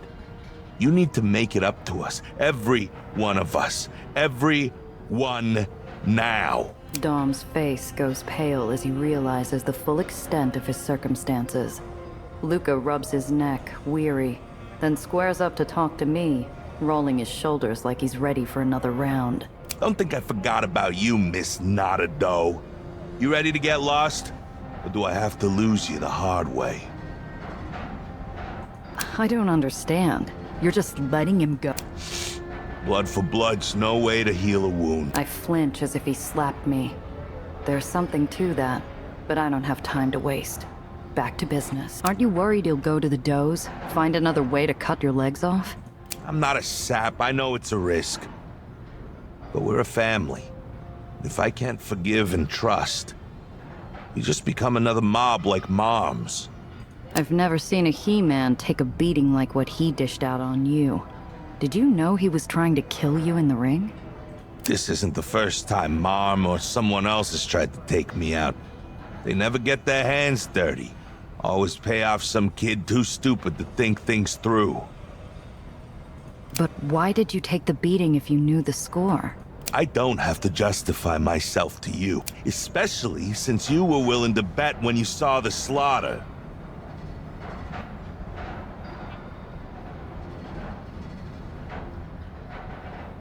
I'm tired of dancing around the subject, and I'm betting he is too. Look, I can see Marm is looking to knock you down a peg. What if I offered you? Better climb up, miss. You've been all over these docks telling people you want to go into business with me. That's as good as putting a target on your back. Maybe I should have been a little more discreet, but it's not hopeless. Got to appeal to his better nature. This is for the greater good. A souped-up engine roars and a car skids to a stop in front of us. My piece is halfway out when Luca puts a mitt over it. These are friendlies. Luca, we've got big trouble. It's a mess out there. I'm on it. Miss, you said something about the greater good? Time to put your money where your mouth is. Luca springs into action, his creaky self-flagellation forgotten. He moves with purpose and grace, like a well-oiled machine. If I help out, maybe I can win his trust.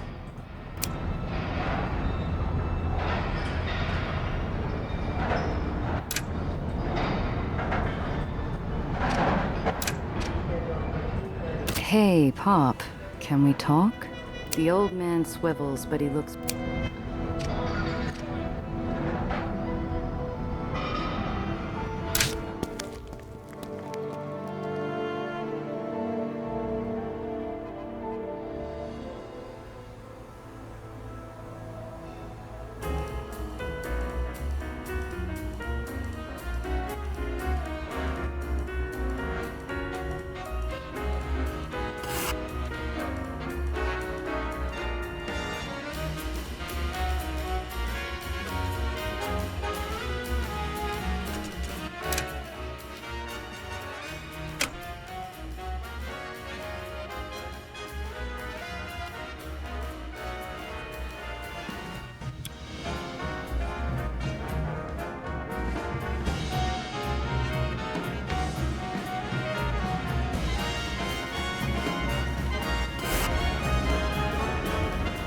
For all his lumbering gait on foot, Luca sets a decent pace as I follow him to the waterfront, where an arms deal is supposedly about to go down. Luca and I slide in behind a couple of containers to get a lay of the land. Men in white street uniforms are moving large munitions crates into waiting dock haulers.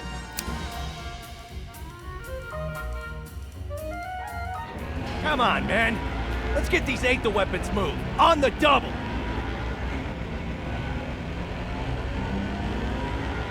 What are those whitecaps doing here? The Civil War has some of them playing mercenary. We call them Grey Caps. The Finks are selling their Aether guns in Dreamland. We need to see who's buying. Something doesn't smell right. Men, prepare for an orderly withdrawal! And there's our pigeon. Come on, boys. Don't let him get away. As the Grey Caps scramble, another vehicle roars onto the scene. It's that group of sailors I saw on the docks earlier, looking for trouble. I shoot them a grin and their driver sketches me a mock salute. Who's up for a bunny?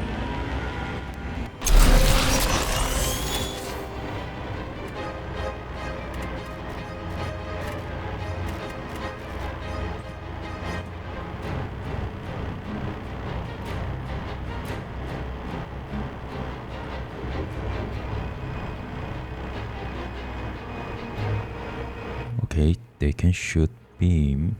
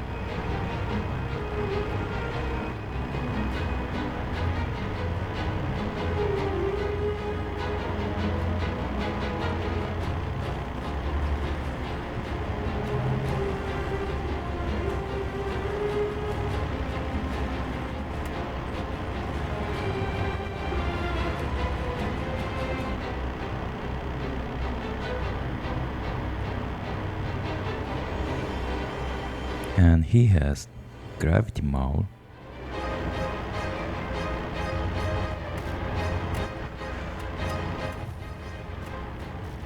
Let's see what to do here.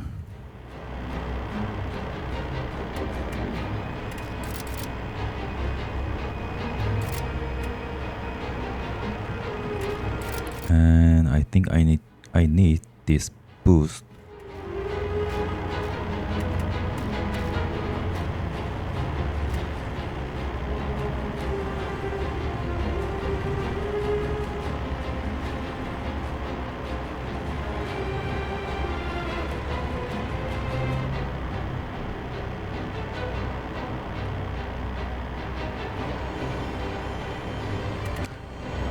I place myself here and push them.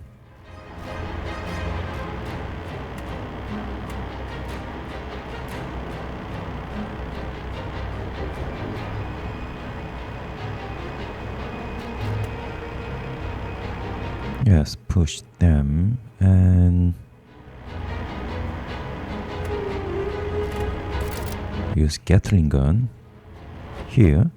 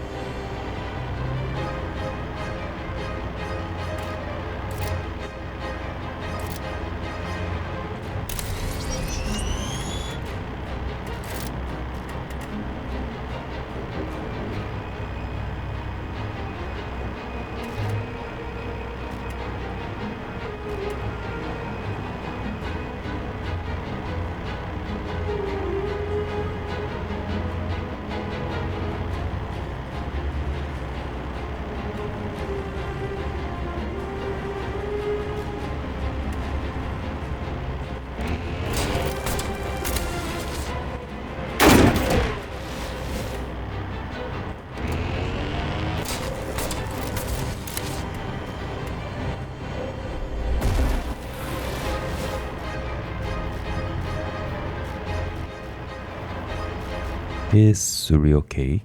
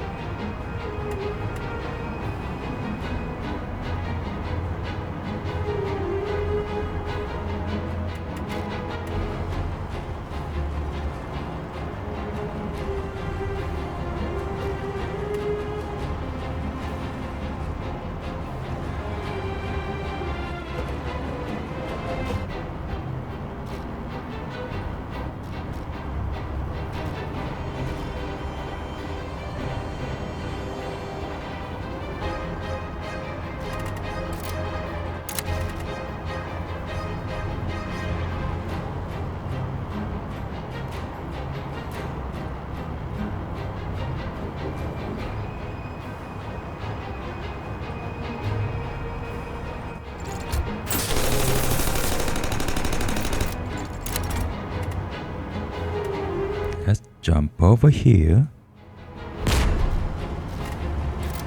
And let's use Caltrop.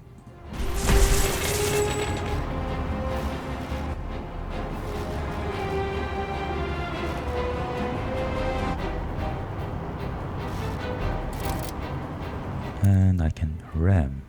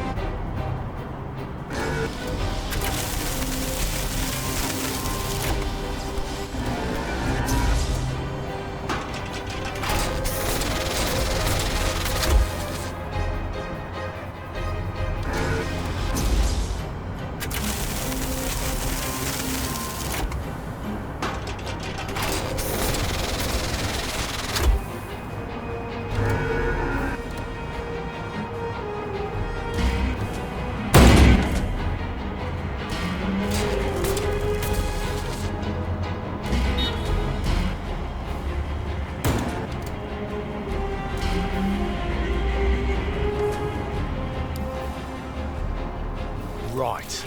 Get at 'em, lads.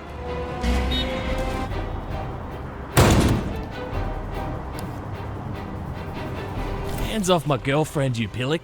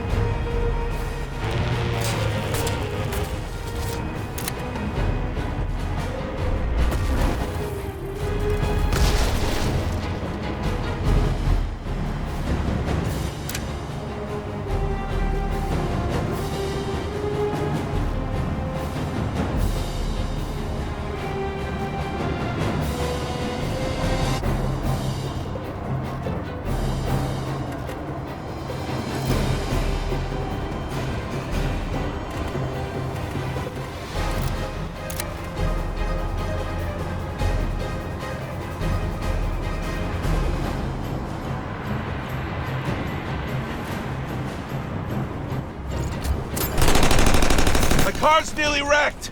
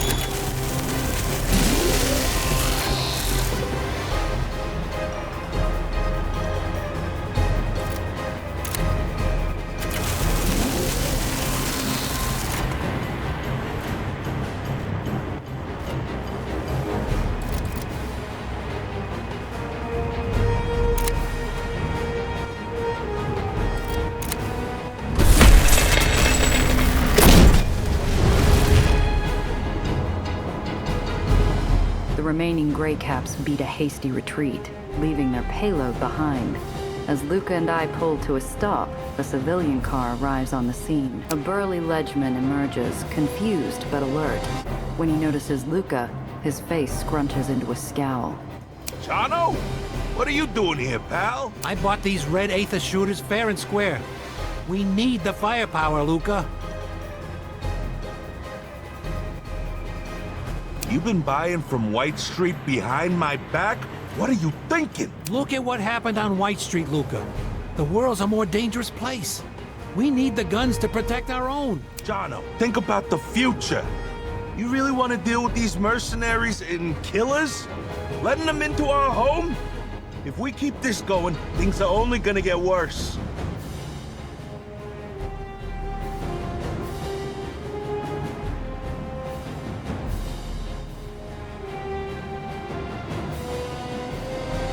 I hold my tongue. This is union business, and not mine. Jono, I hate to do this. But you've wasted your money. Get rid of them.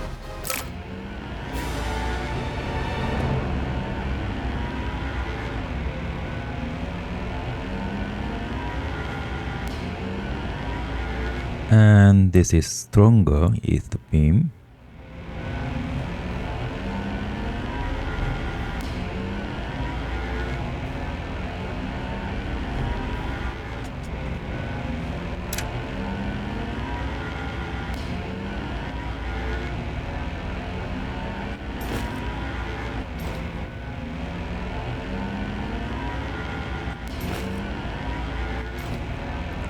Oh, very many loots here.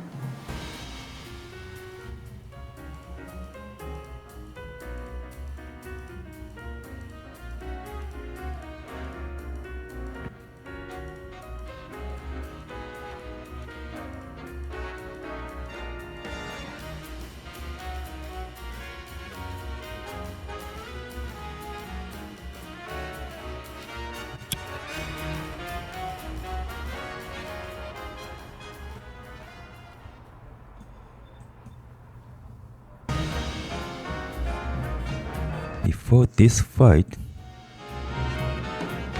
I'd rather visit this place first.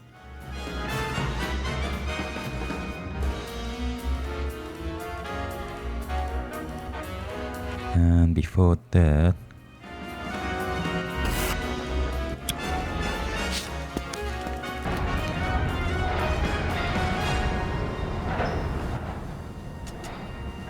oh,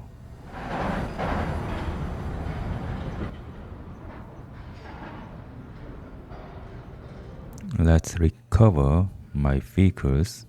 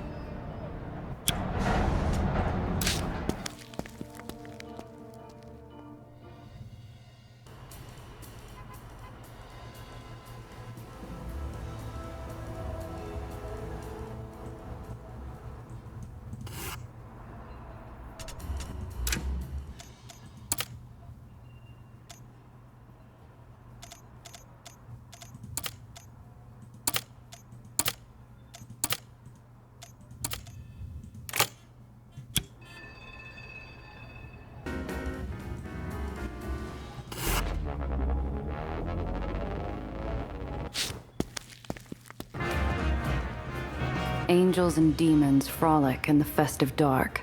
The debauchery of a bacchanal that hasn't stopped in days spills onto the mansion grounds like a tipped-over punch bowl. 5 will get you 10, the punch is spiked.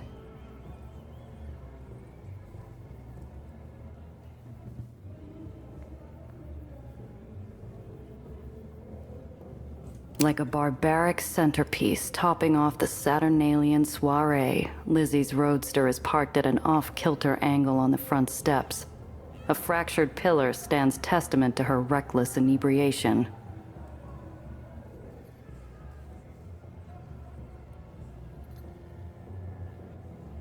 Astride her souped-up ride, Lizzie is a paragon of belligerence, drunk as a lord, shouting and singing, and aggressively denying access to the main doors. Doubt she'll be up for a friendly chat in such a state. Doubt I'd want to be on the other end of it. Maybe I ought to socialize a bit first.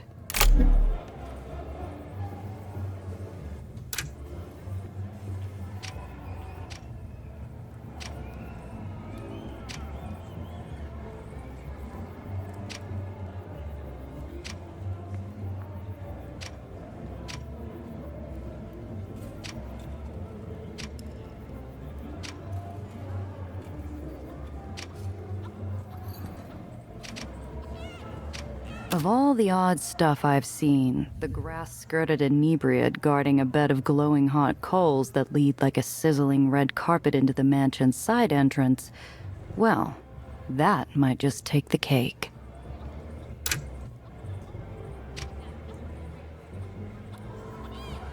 The rancid stench of fecal matter and bestial musk floats over from a nightmarish menagerie, where partygoers in animal masks caper like children amidst a scattershot maze of caged exotic beasts.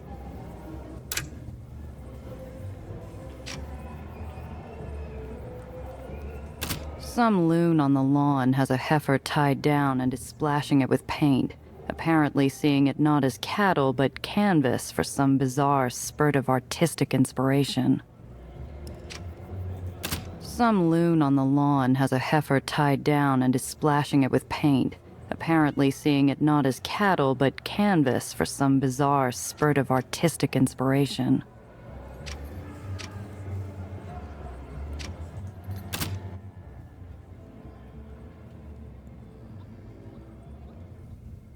Beasts in gilded wicker masks caper through a forest of filthy cages, squealing at pitiful captives both animal and human. They gnash and bleat, splashed with effluence, surrender to their basest instinct. Parrot! What kind of animal are you? I'm a person? People go in cages. Animals only in the menagerie. They gesture drunkenly to a selection of masquerade animal faces. I see the glint of steel behind one of their palms. Starting a fight wouldn't get me any closer to soap, and I don't want to end up a literal jailbird. Better play along.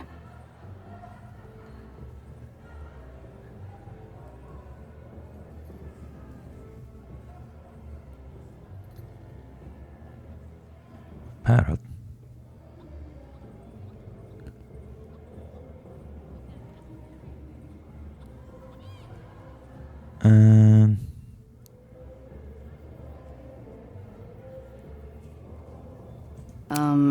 I'll take the giraffe man. Come on, make the sound. I stand stock still. A cool breeze blows in some quiet garden of my mind.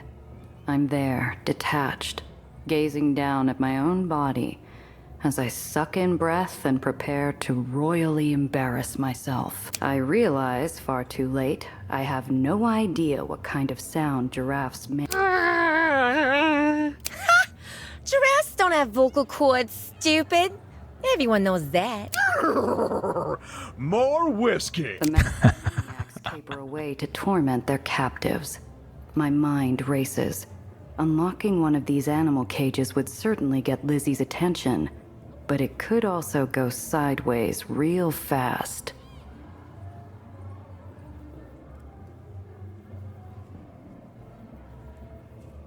I'm not in the mood for make-believe. Maybe I'll come back later.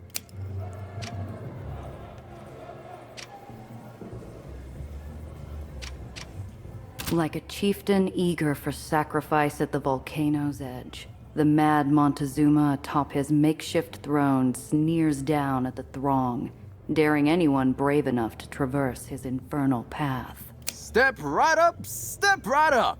Fancy some bubbling, doll? Just gotta walk over and grab it. I'm not that hard up for a drink. Nobody is. Tell that to Phil. Clumsy bum burnt half his damn clothes off trying to get it. Why in blazes would he do that? That ain't no regular champagne, oh no. That's a Chateau Diff 78. You could buy Lizzie's hot rod with that bottle, lady. Lizzie's clearly in a drinking mood. Maybe I can make that bottle a peace offering and get past her. Assuming I can stand the heat, that is. So, doll, you gonna try a little hot foot? Ah, hell. Why not? The crowd whoops as I roll up my cuffs. Before I can think about it too hard, I launch myself down the path. A fireworks show of sparks erupts with every footfall as I dance my way across. The rictus grin of a charred human skull suddenly flashes up between my feet, glowing from within with burning mockery. The yelp that escapes me instantly drowns in the crowd's hooting glee.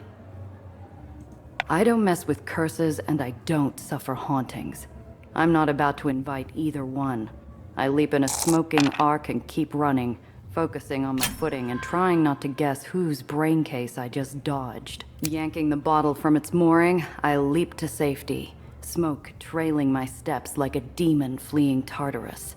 I thrust my prize skyward in victorious relief, basking in the approving wails of the crowd. Holy Toledo! Whew, you earned that bottle, all right. Thanks, pal.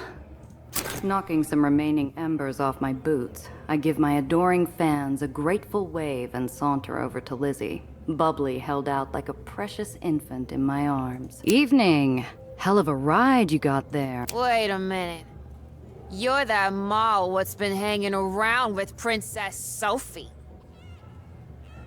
Oh. I'll talk to Lizzie before this.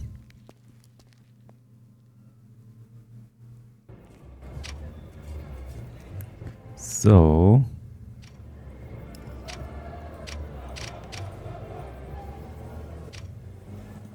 Lizzie's the level of plastered one can only achieve through great physical endurance and intense force of will.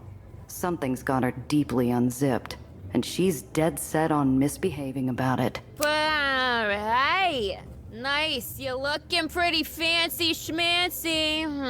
Looking pretty fancy schmancy. There you go. So, you go. Put on my hand.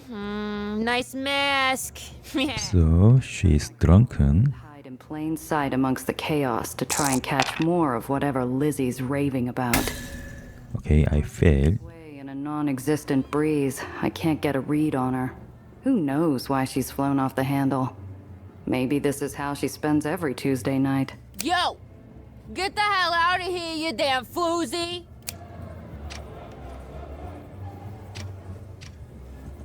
The artist flings her brush at the dejected-looking milk cow, twirling like a liquored-up lawn sprinkler.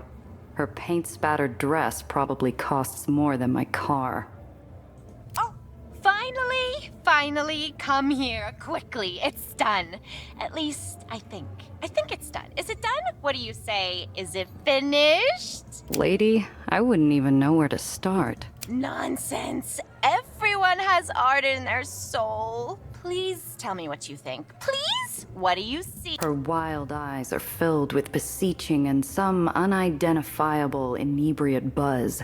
She's nuts, but looking at her paints, I start to gin up some fun ideas about how I might get Lizzie's car out of the way.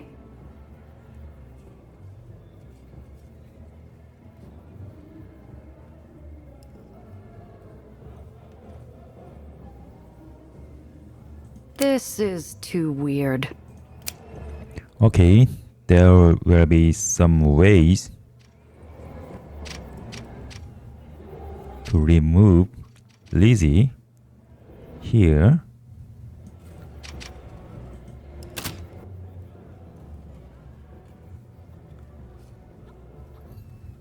Beasts in gilded wicker masks. I'm a person. People going Cajun. They gesture drunkenly to a selection. I'll take. I stand stock. I realize. The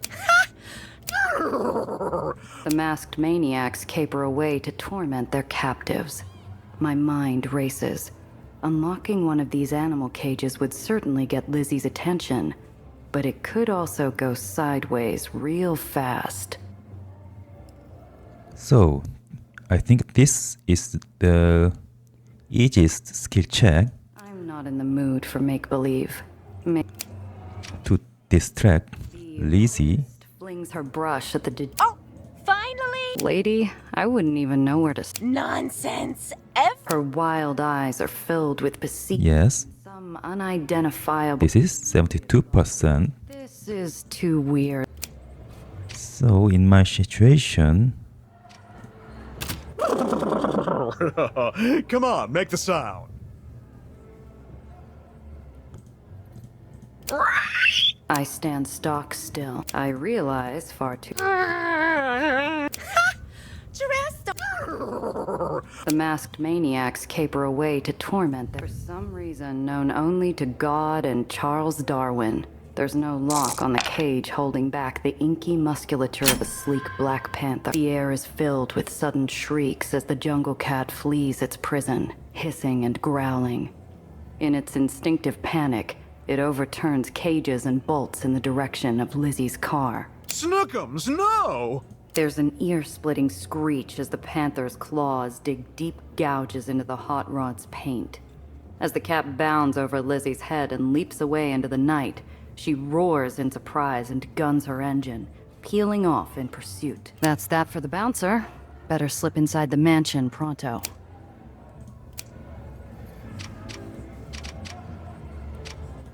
Like a chieftain eager for Step right up. I'm not that hard up for it. Why in blazes would he do? That ain't no regular shit. So, doll, you gonna try a little hot foot? Still I can play Hell, why not? The crowd this, swoops as I roll up my cuffs. even though Too hard. I don't need champagne now. This grin of a charred human skull suddenly flashes up. I don't mess with curses and I don't suffer hauntings.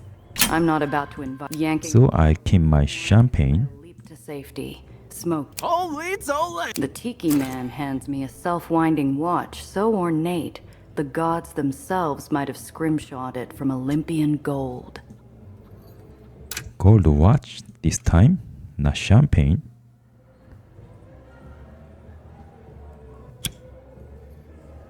They snatched this watch off Soap, or I'm an Aether physicist. I'm sure he'd be happy if I brought it back safely.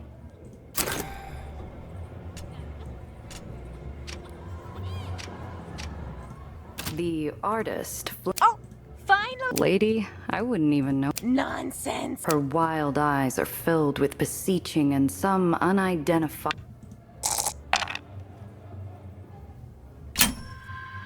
Well, I'm no art critic, but it strikes me as the crassness of human interference intruding upon nature's simple beauty. Yes, you're right. It's utterly puerile.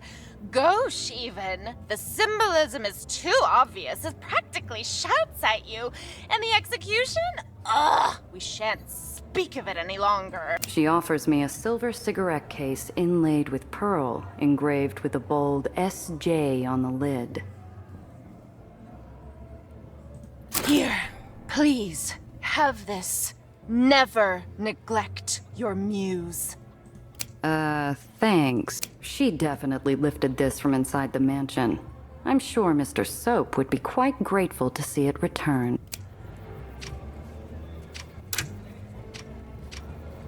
The rancid stench of fecal matter and bestial musk floats over from a nightmarish menagerie, where partygoers in animal masks caper like children amidst a scattershot maze of caged exotic beasts. Let's enter the mansion.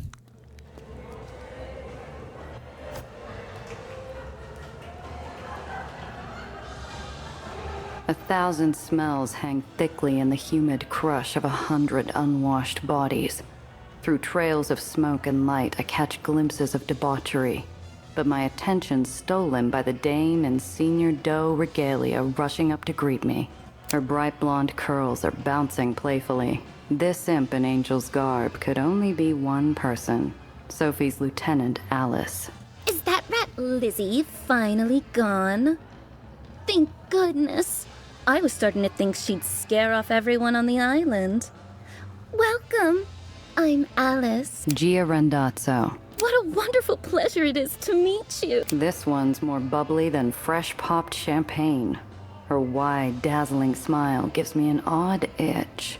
She's not like sly Sophie or hot-headed Lizzie at all. What's the score here? You're not much like the other does I've met. What's your... I manage our theatrical district. Vaudevilles, cabarets, cinemas, burlesque. It's a tough job, but I've never been one to shy from the spotlight. You're an actress? On occasion, though my work for Sweet Marm keeps me mostly too busy for that. And what do you do? Whatever needs doing. How devilishly mysterious. I think we'll get along, you and I.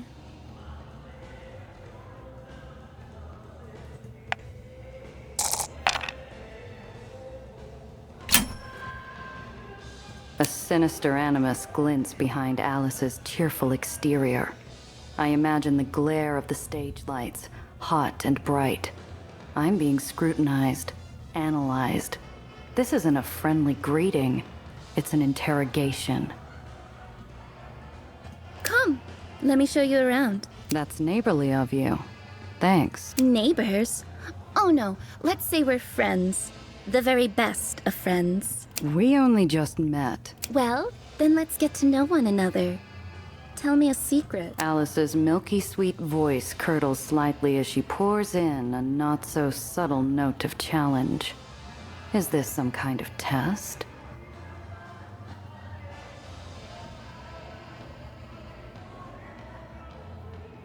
Secrets take two.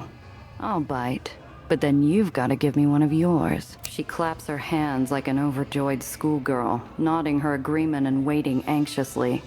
I feel like I'm dangling a steak over a tiger's pen. Right. I'm afraid of the rain, I suppose. What? How odd. Go on, explain. Not much to explain. Try growing up on ground level. Trash falls on your head more often than water down there. You learn to hate the sound of anything hitting your roof. Oh, how very fascinating. All right, now you. What's your secret? It is a fascinating secret, but not quite fascinating enough. No. I need something more. Look, it was nice meeting you and all, but I have an appointment with Soap Jackson. Is that so? How strange. I manage Soap's social calls. He only spends time with the most interesting girls, you see. And I don't remember seeing your name on the list. Just let me upstairs, will you? A burned-out little bulb sparks to life, and a nasty idea flashes over her face. Tell you what, play a few of our games here, prove to me you're interesting, and maybe I'll agree to let you see Soap. It'll be terrific fun. I promise. What's that going to prove? We'll just see, won't we? Either way, I'll definitely learn something interesting about Gio Rondazzo. Ugh, fine.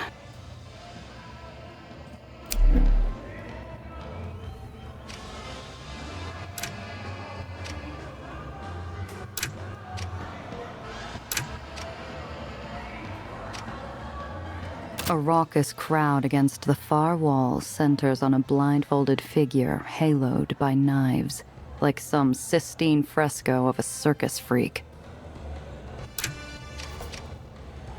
Some crag-faced heavies lurk by the staircase, clearly sober and bored. I'd rather they didn't turn their attention my way, but there's no getting past them without Alice's say-so anyway.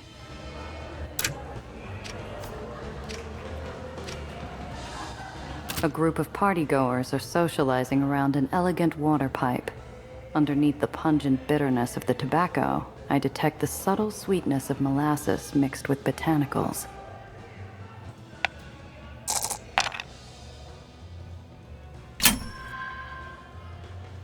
I watch one of the smokers blow a thick cloud into the air, then sneak into the stash while the patrons are transfixed on the haze. The well-off will always pay top dollar for a good smoke.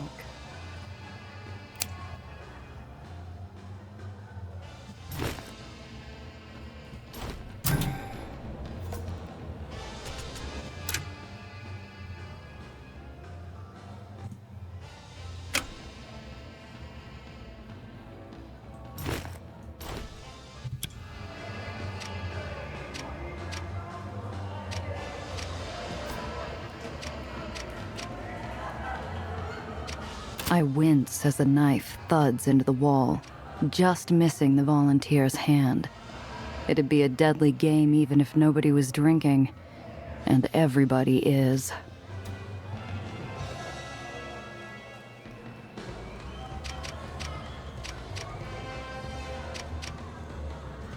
The doe stands ramrod straight, beautiful as an ice sculpture, but rimmed with disdain. She presides over the scene like a grim judge. Or maybe, if the bound men's faces are any sign, an executioner. Next to her, a hard-nosed child sulks with a browbeaten expression. With a painful jolt, I realize the child is Jenna, the girl I didn't pick at the exchange. Pearl must have snapped her up at some point.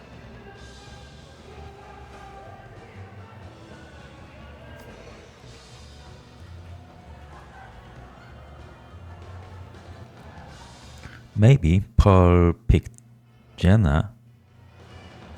Are you paying attention? If you're going to be a doe, you'll have to make some hard choices. Yes, Miss Pearl.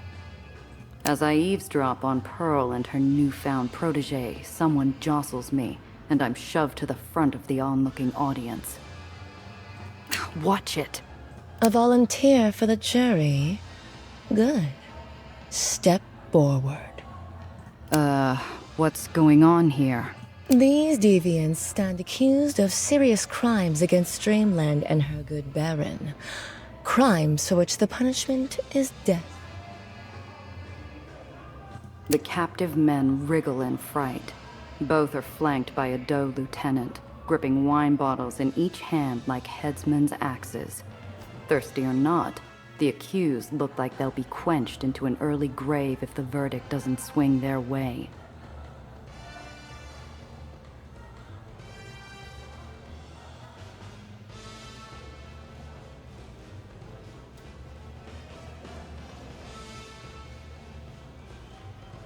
As our newest aspirant, Jenna will hear their pleas and pass judgment.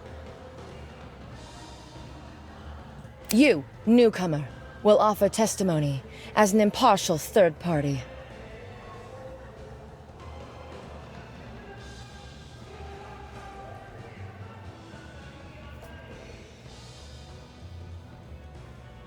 What is this? Some kind of sick game? No, I want nothing to do with this. Aspirant, do you agree to let her leave, or shall this woman stand testament?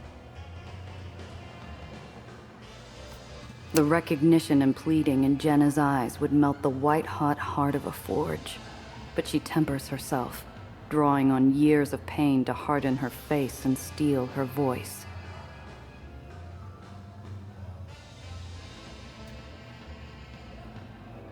She should stay. My neck jerks automatically and I nod, helpless. Pearl purses her thin lips in satisfaction. Good. Arthur Weingarten, you stand accused of defrauding the public trust in the amount of $570.50. Do you have anything to say in your defense? Please, Miss Pearl, I ain't done nothing wrong. I won that hand fair and square. So, you accuse Pandemonium of corruption, and by extension Marm herself. No, look, I'll give the money back if that's what you want. And you, Harold Horowitz, stand accused of gross public indecency. Do you have anything to say in your defense? This is a crock! A guy's not allowed to wear a red tie on a Tuesday? Says who? Say the laws of this barony and its benevolent overseer, to which you agreed to abide faithfully the moment you stepped foot on its steel. I ain't agreed to nothing. My niece got me that tie for Christmas. Damned if I won't wear it whenever I please. Now we will hear from our impartial jury.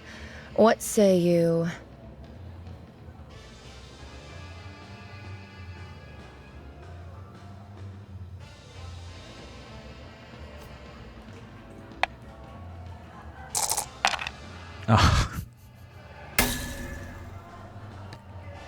Oh, I can try again.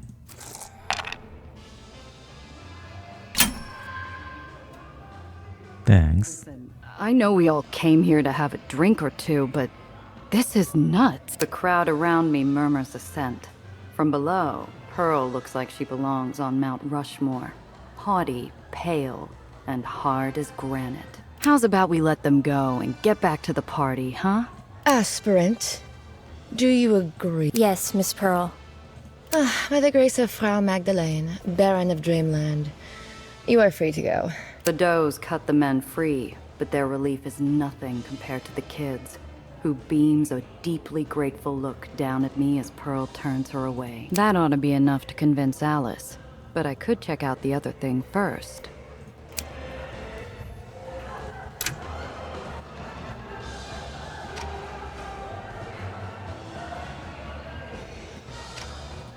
The blindfolded volunteer seems delighted by the danger, ignoring the bright crimson lines torn through their clothes, goading the crowd. The onlookers bay in response, hungry for more.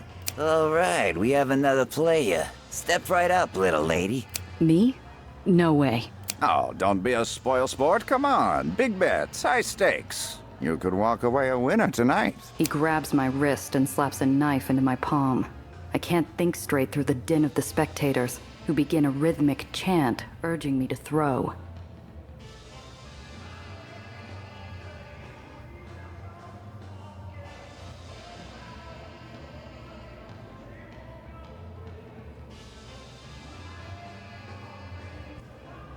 Okay, I place bet. I think I can win this gamble. For a penny, like they say. What kind of odds am I getting? Newcomers get 3 to 1, but you look pretty capable. Want to put some money down? Damn right I do. I lick my thumb and unfold him some crisp lettuce as the onlookers cheer. All eyes are on me now. Watch this. Sometimes, too much thinking will get you killed. Maybe no thinking at all will save this sap's life. I barely look at the target before whipping the knife, letting my muscles do the calculating for me. The knife practically shaves the fuzz off the volunteer's ear, landing with a loud thunk in the wall beyond. The crowd bursts into applause, and hands jostle me back and forth in excitement. Close shave. Pay up. What a toss!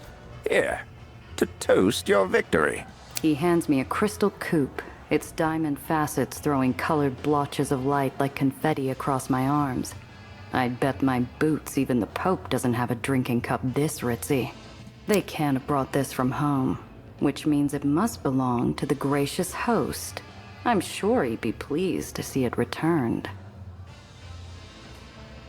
This ought to be enough to convince Alice to let me upstairs, but I could check out the other thing first.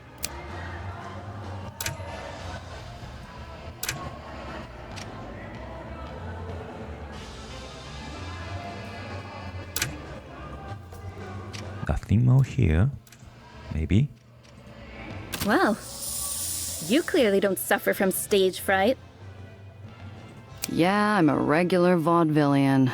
Now let me see Soap. What if I say... I haven't forgotten. You owe me a secret. But you don't need to say a word. I already know your secret, Alice. Is that so? Yeah. You wear different costumes, you play different parts. But there's one role you just can't quite pull off, isn't there? Significance, relevance, importance. Soap doesn't care what you think. Nobody does. So let me pass, and we'll both forget we ever knew you. Her grease paint mask of cheerfulness melts. Hot, lethal jealousy boils to the surface from underneath. Let her through, boys. By the way, people who try and hustle me tend to regret it. I better not see you again. Oh, you will. I promise.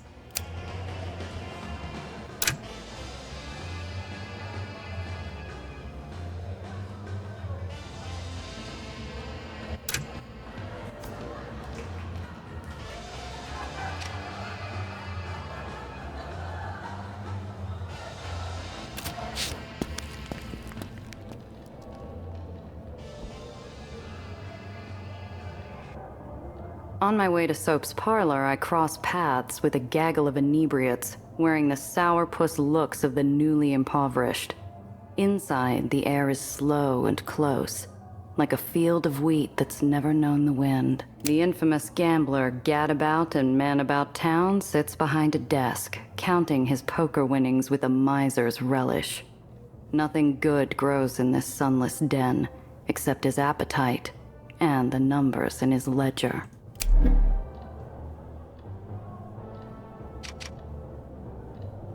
A billiards table has been repurposed as an impromptu bed, satin blankets forming a nest for the colored billiard eggs.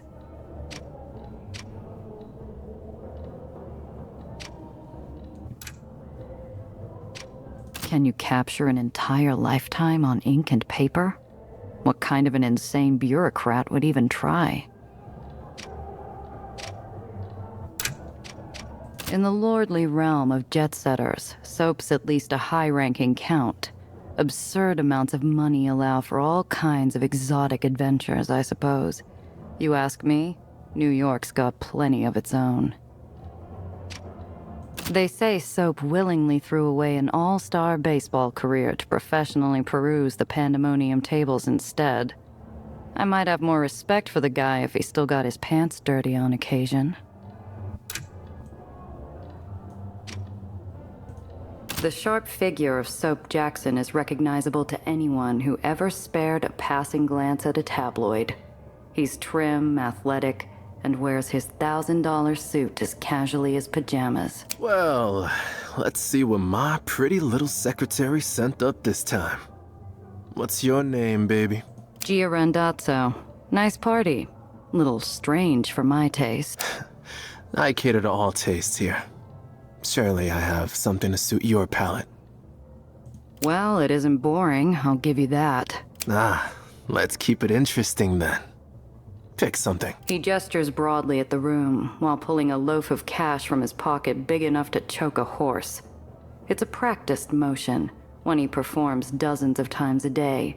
The unconscious twitch of an addict chasing a high. We betting on something? Too slow, baby. Come on. I'm on a streak. There. He points to an empty corner of the ornate stucco ceiling. Or rather, to the cobweb hanging there, ghostly pale in the dim light.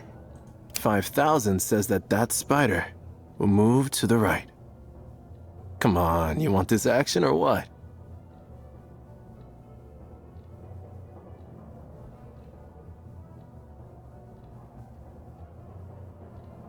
You must think I'm a sucker. How do I know you haven't rigged it? You think I slipped a spider a 20 to do what I say? Wouldn't put it past a man such as yourself. No, I'll choose the bet. And we'll play for something more interesting than money. Alright then, baby. I like your style.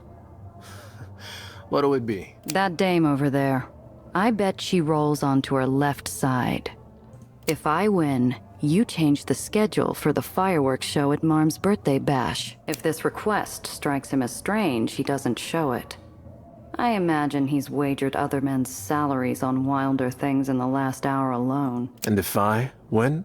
Name your price. Soap doesn't need a beastly mask to resemble a wolf, his eyes shining in the gloom with the thrill of the hunt. Whether she's reacting to our voices, a cool draft, or an unspoken command from her duplicitous host, the sleepy dame rolls to her right, her contented smile mocking my displeasure.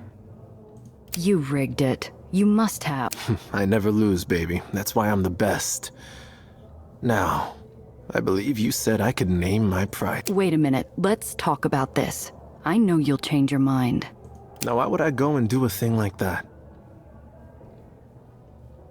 The sound of a huge commotion, even by the standards of this crazy fiesta, floats up to us from downstairs.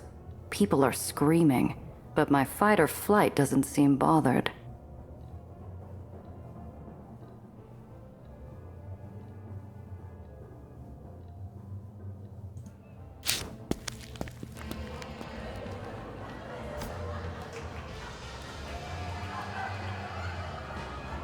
Flashbulbs illuminate a mad scramble where the crowd is crushed towards a central figure. Apollo Diamond, dressed to the nines. Fans mob for autographs, while Soap and I stare in equal disbelief. Apollo Diamond? Cocky jerk. Thought he was too straight-laced for my parties. What the hell is he doing here? Would you like to meet him, baby? I'm sure I can arrange an introduction. Apollo spots us and cuts through the horde in our direction. I catch Soap straightening his tie, but Apollo doesn't even notice him, swooping in and planting a gallant kiss on my cheek. Oh, Gia, darling. How wonderful. This drab little party just got interesting. I don't indulge many vices in this life, but I take a moment to truly savor the gobsmacked look on Soap's face. You know him?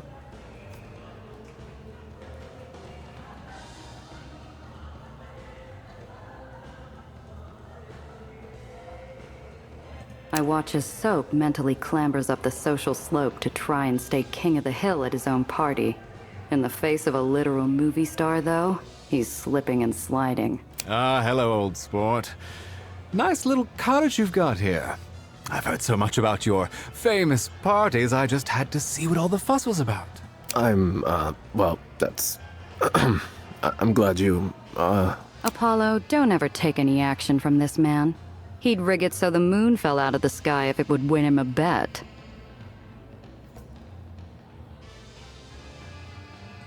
Oh, really? Come on. There's no glory in a sure thing, wouldn't you agree? Now hang on just a minute. Soap Jackson never fixed a bed in his life. Our host's indignation dissipates into the air like the feeble puff of swagger it is, as he spots a safe path out of this social thicket. But I'll be happy to fix that fireworks show for you if that's what you want. Then we're square. Apollo pulls me close to whisper in my ear, his spicy sweet cologne wafting across me. My skin involuntarily tingles. His voice is low and warm. Couldn't let you have all the fun by yourself, could I?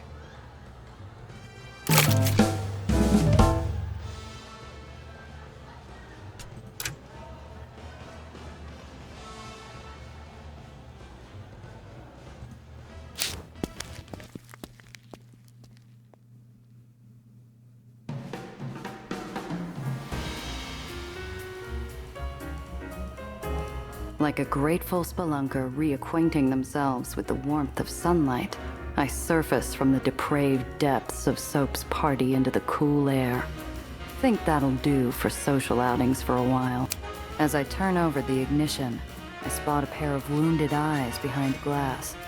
Alice, in her own right, mascara painted down her cheeks in spiteful rivulets. Seems my association with Apollo was the final nail in tonight's coffin of humiliation. So...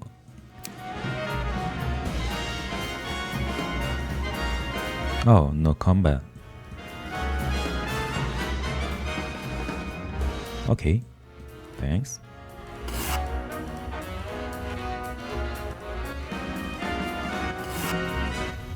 And there will be a combat here. Oh, what is this?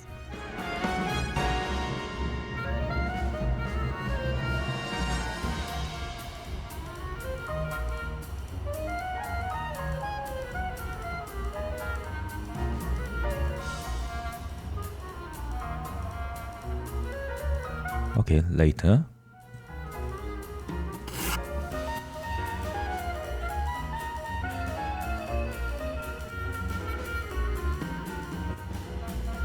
Yeah, later. And let's check my inventory space.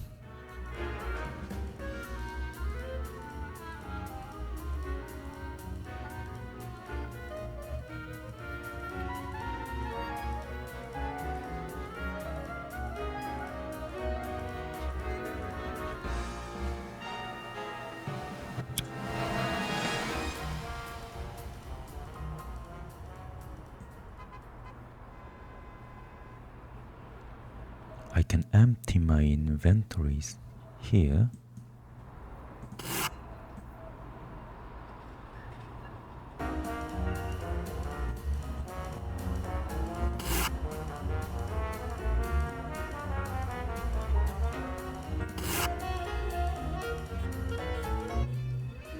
This might open a new quest.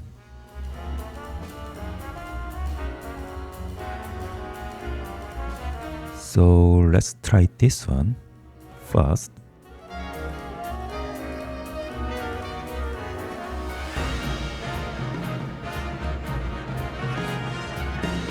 Yeah. I don't make it spitting distance from Soap's before the scream of Alice's engine adds its own bile to the city's cacophony.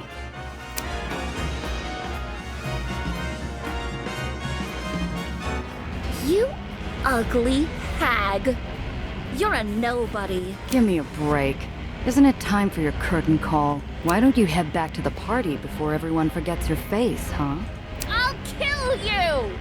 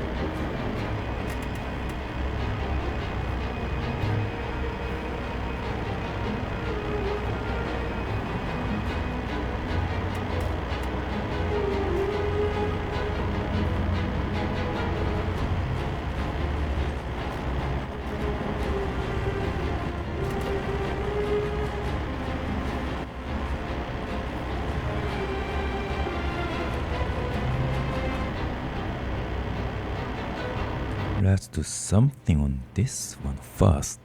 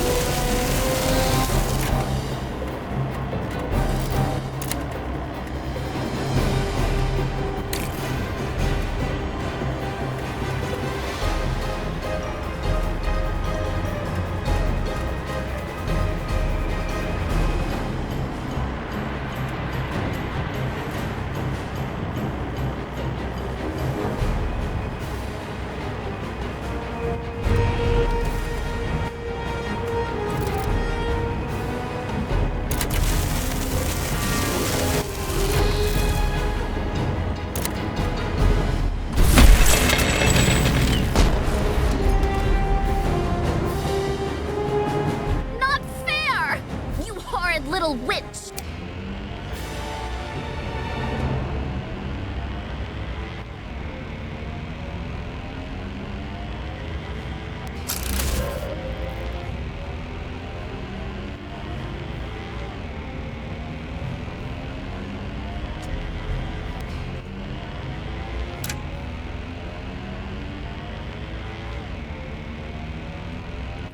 Okay, I'll equip this one. Very nice.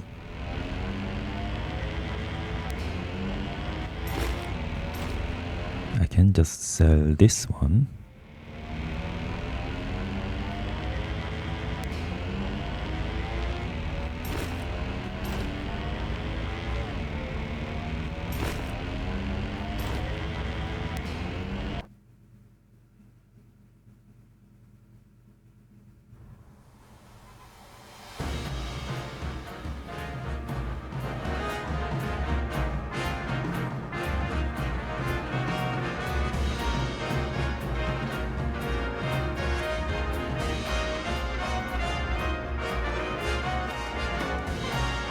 And I leveled up.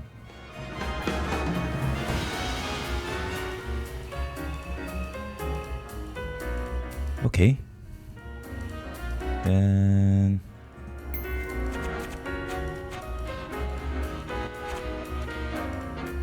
I don't know what to learn now.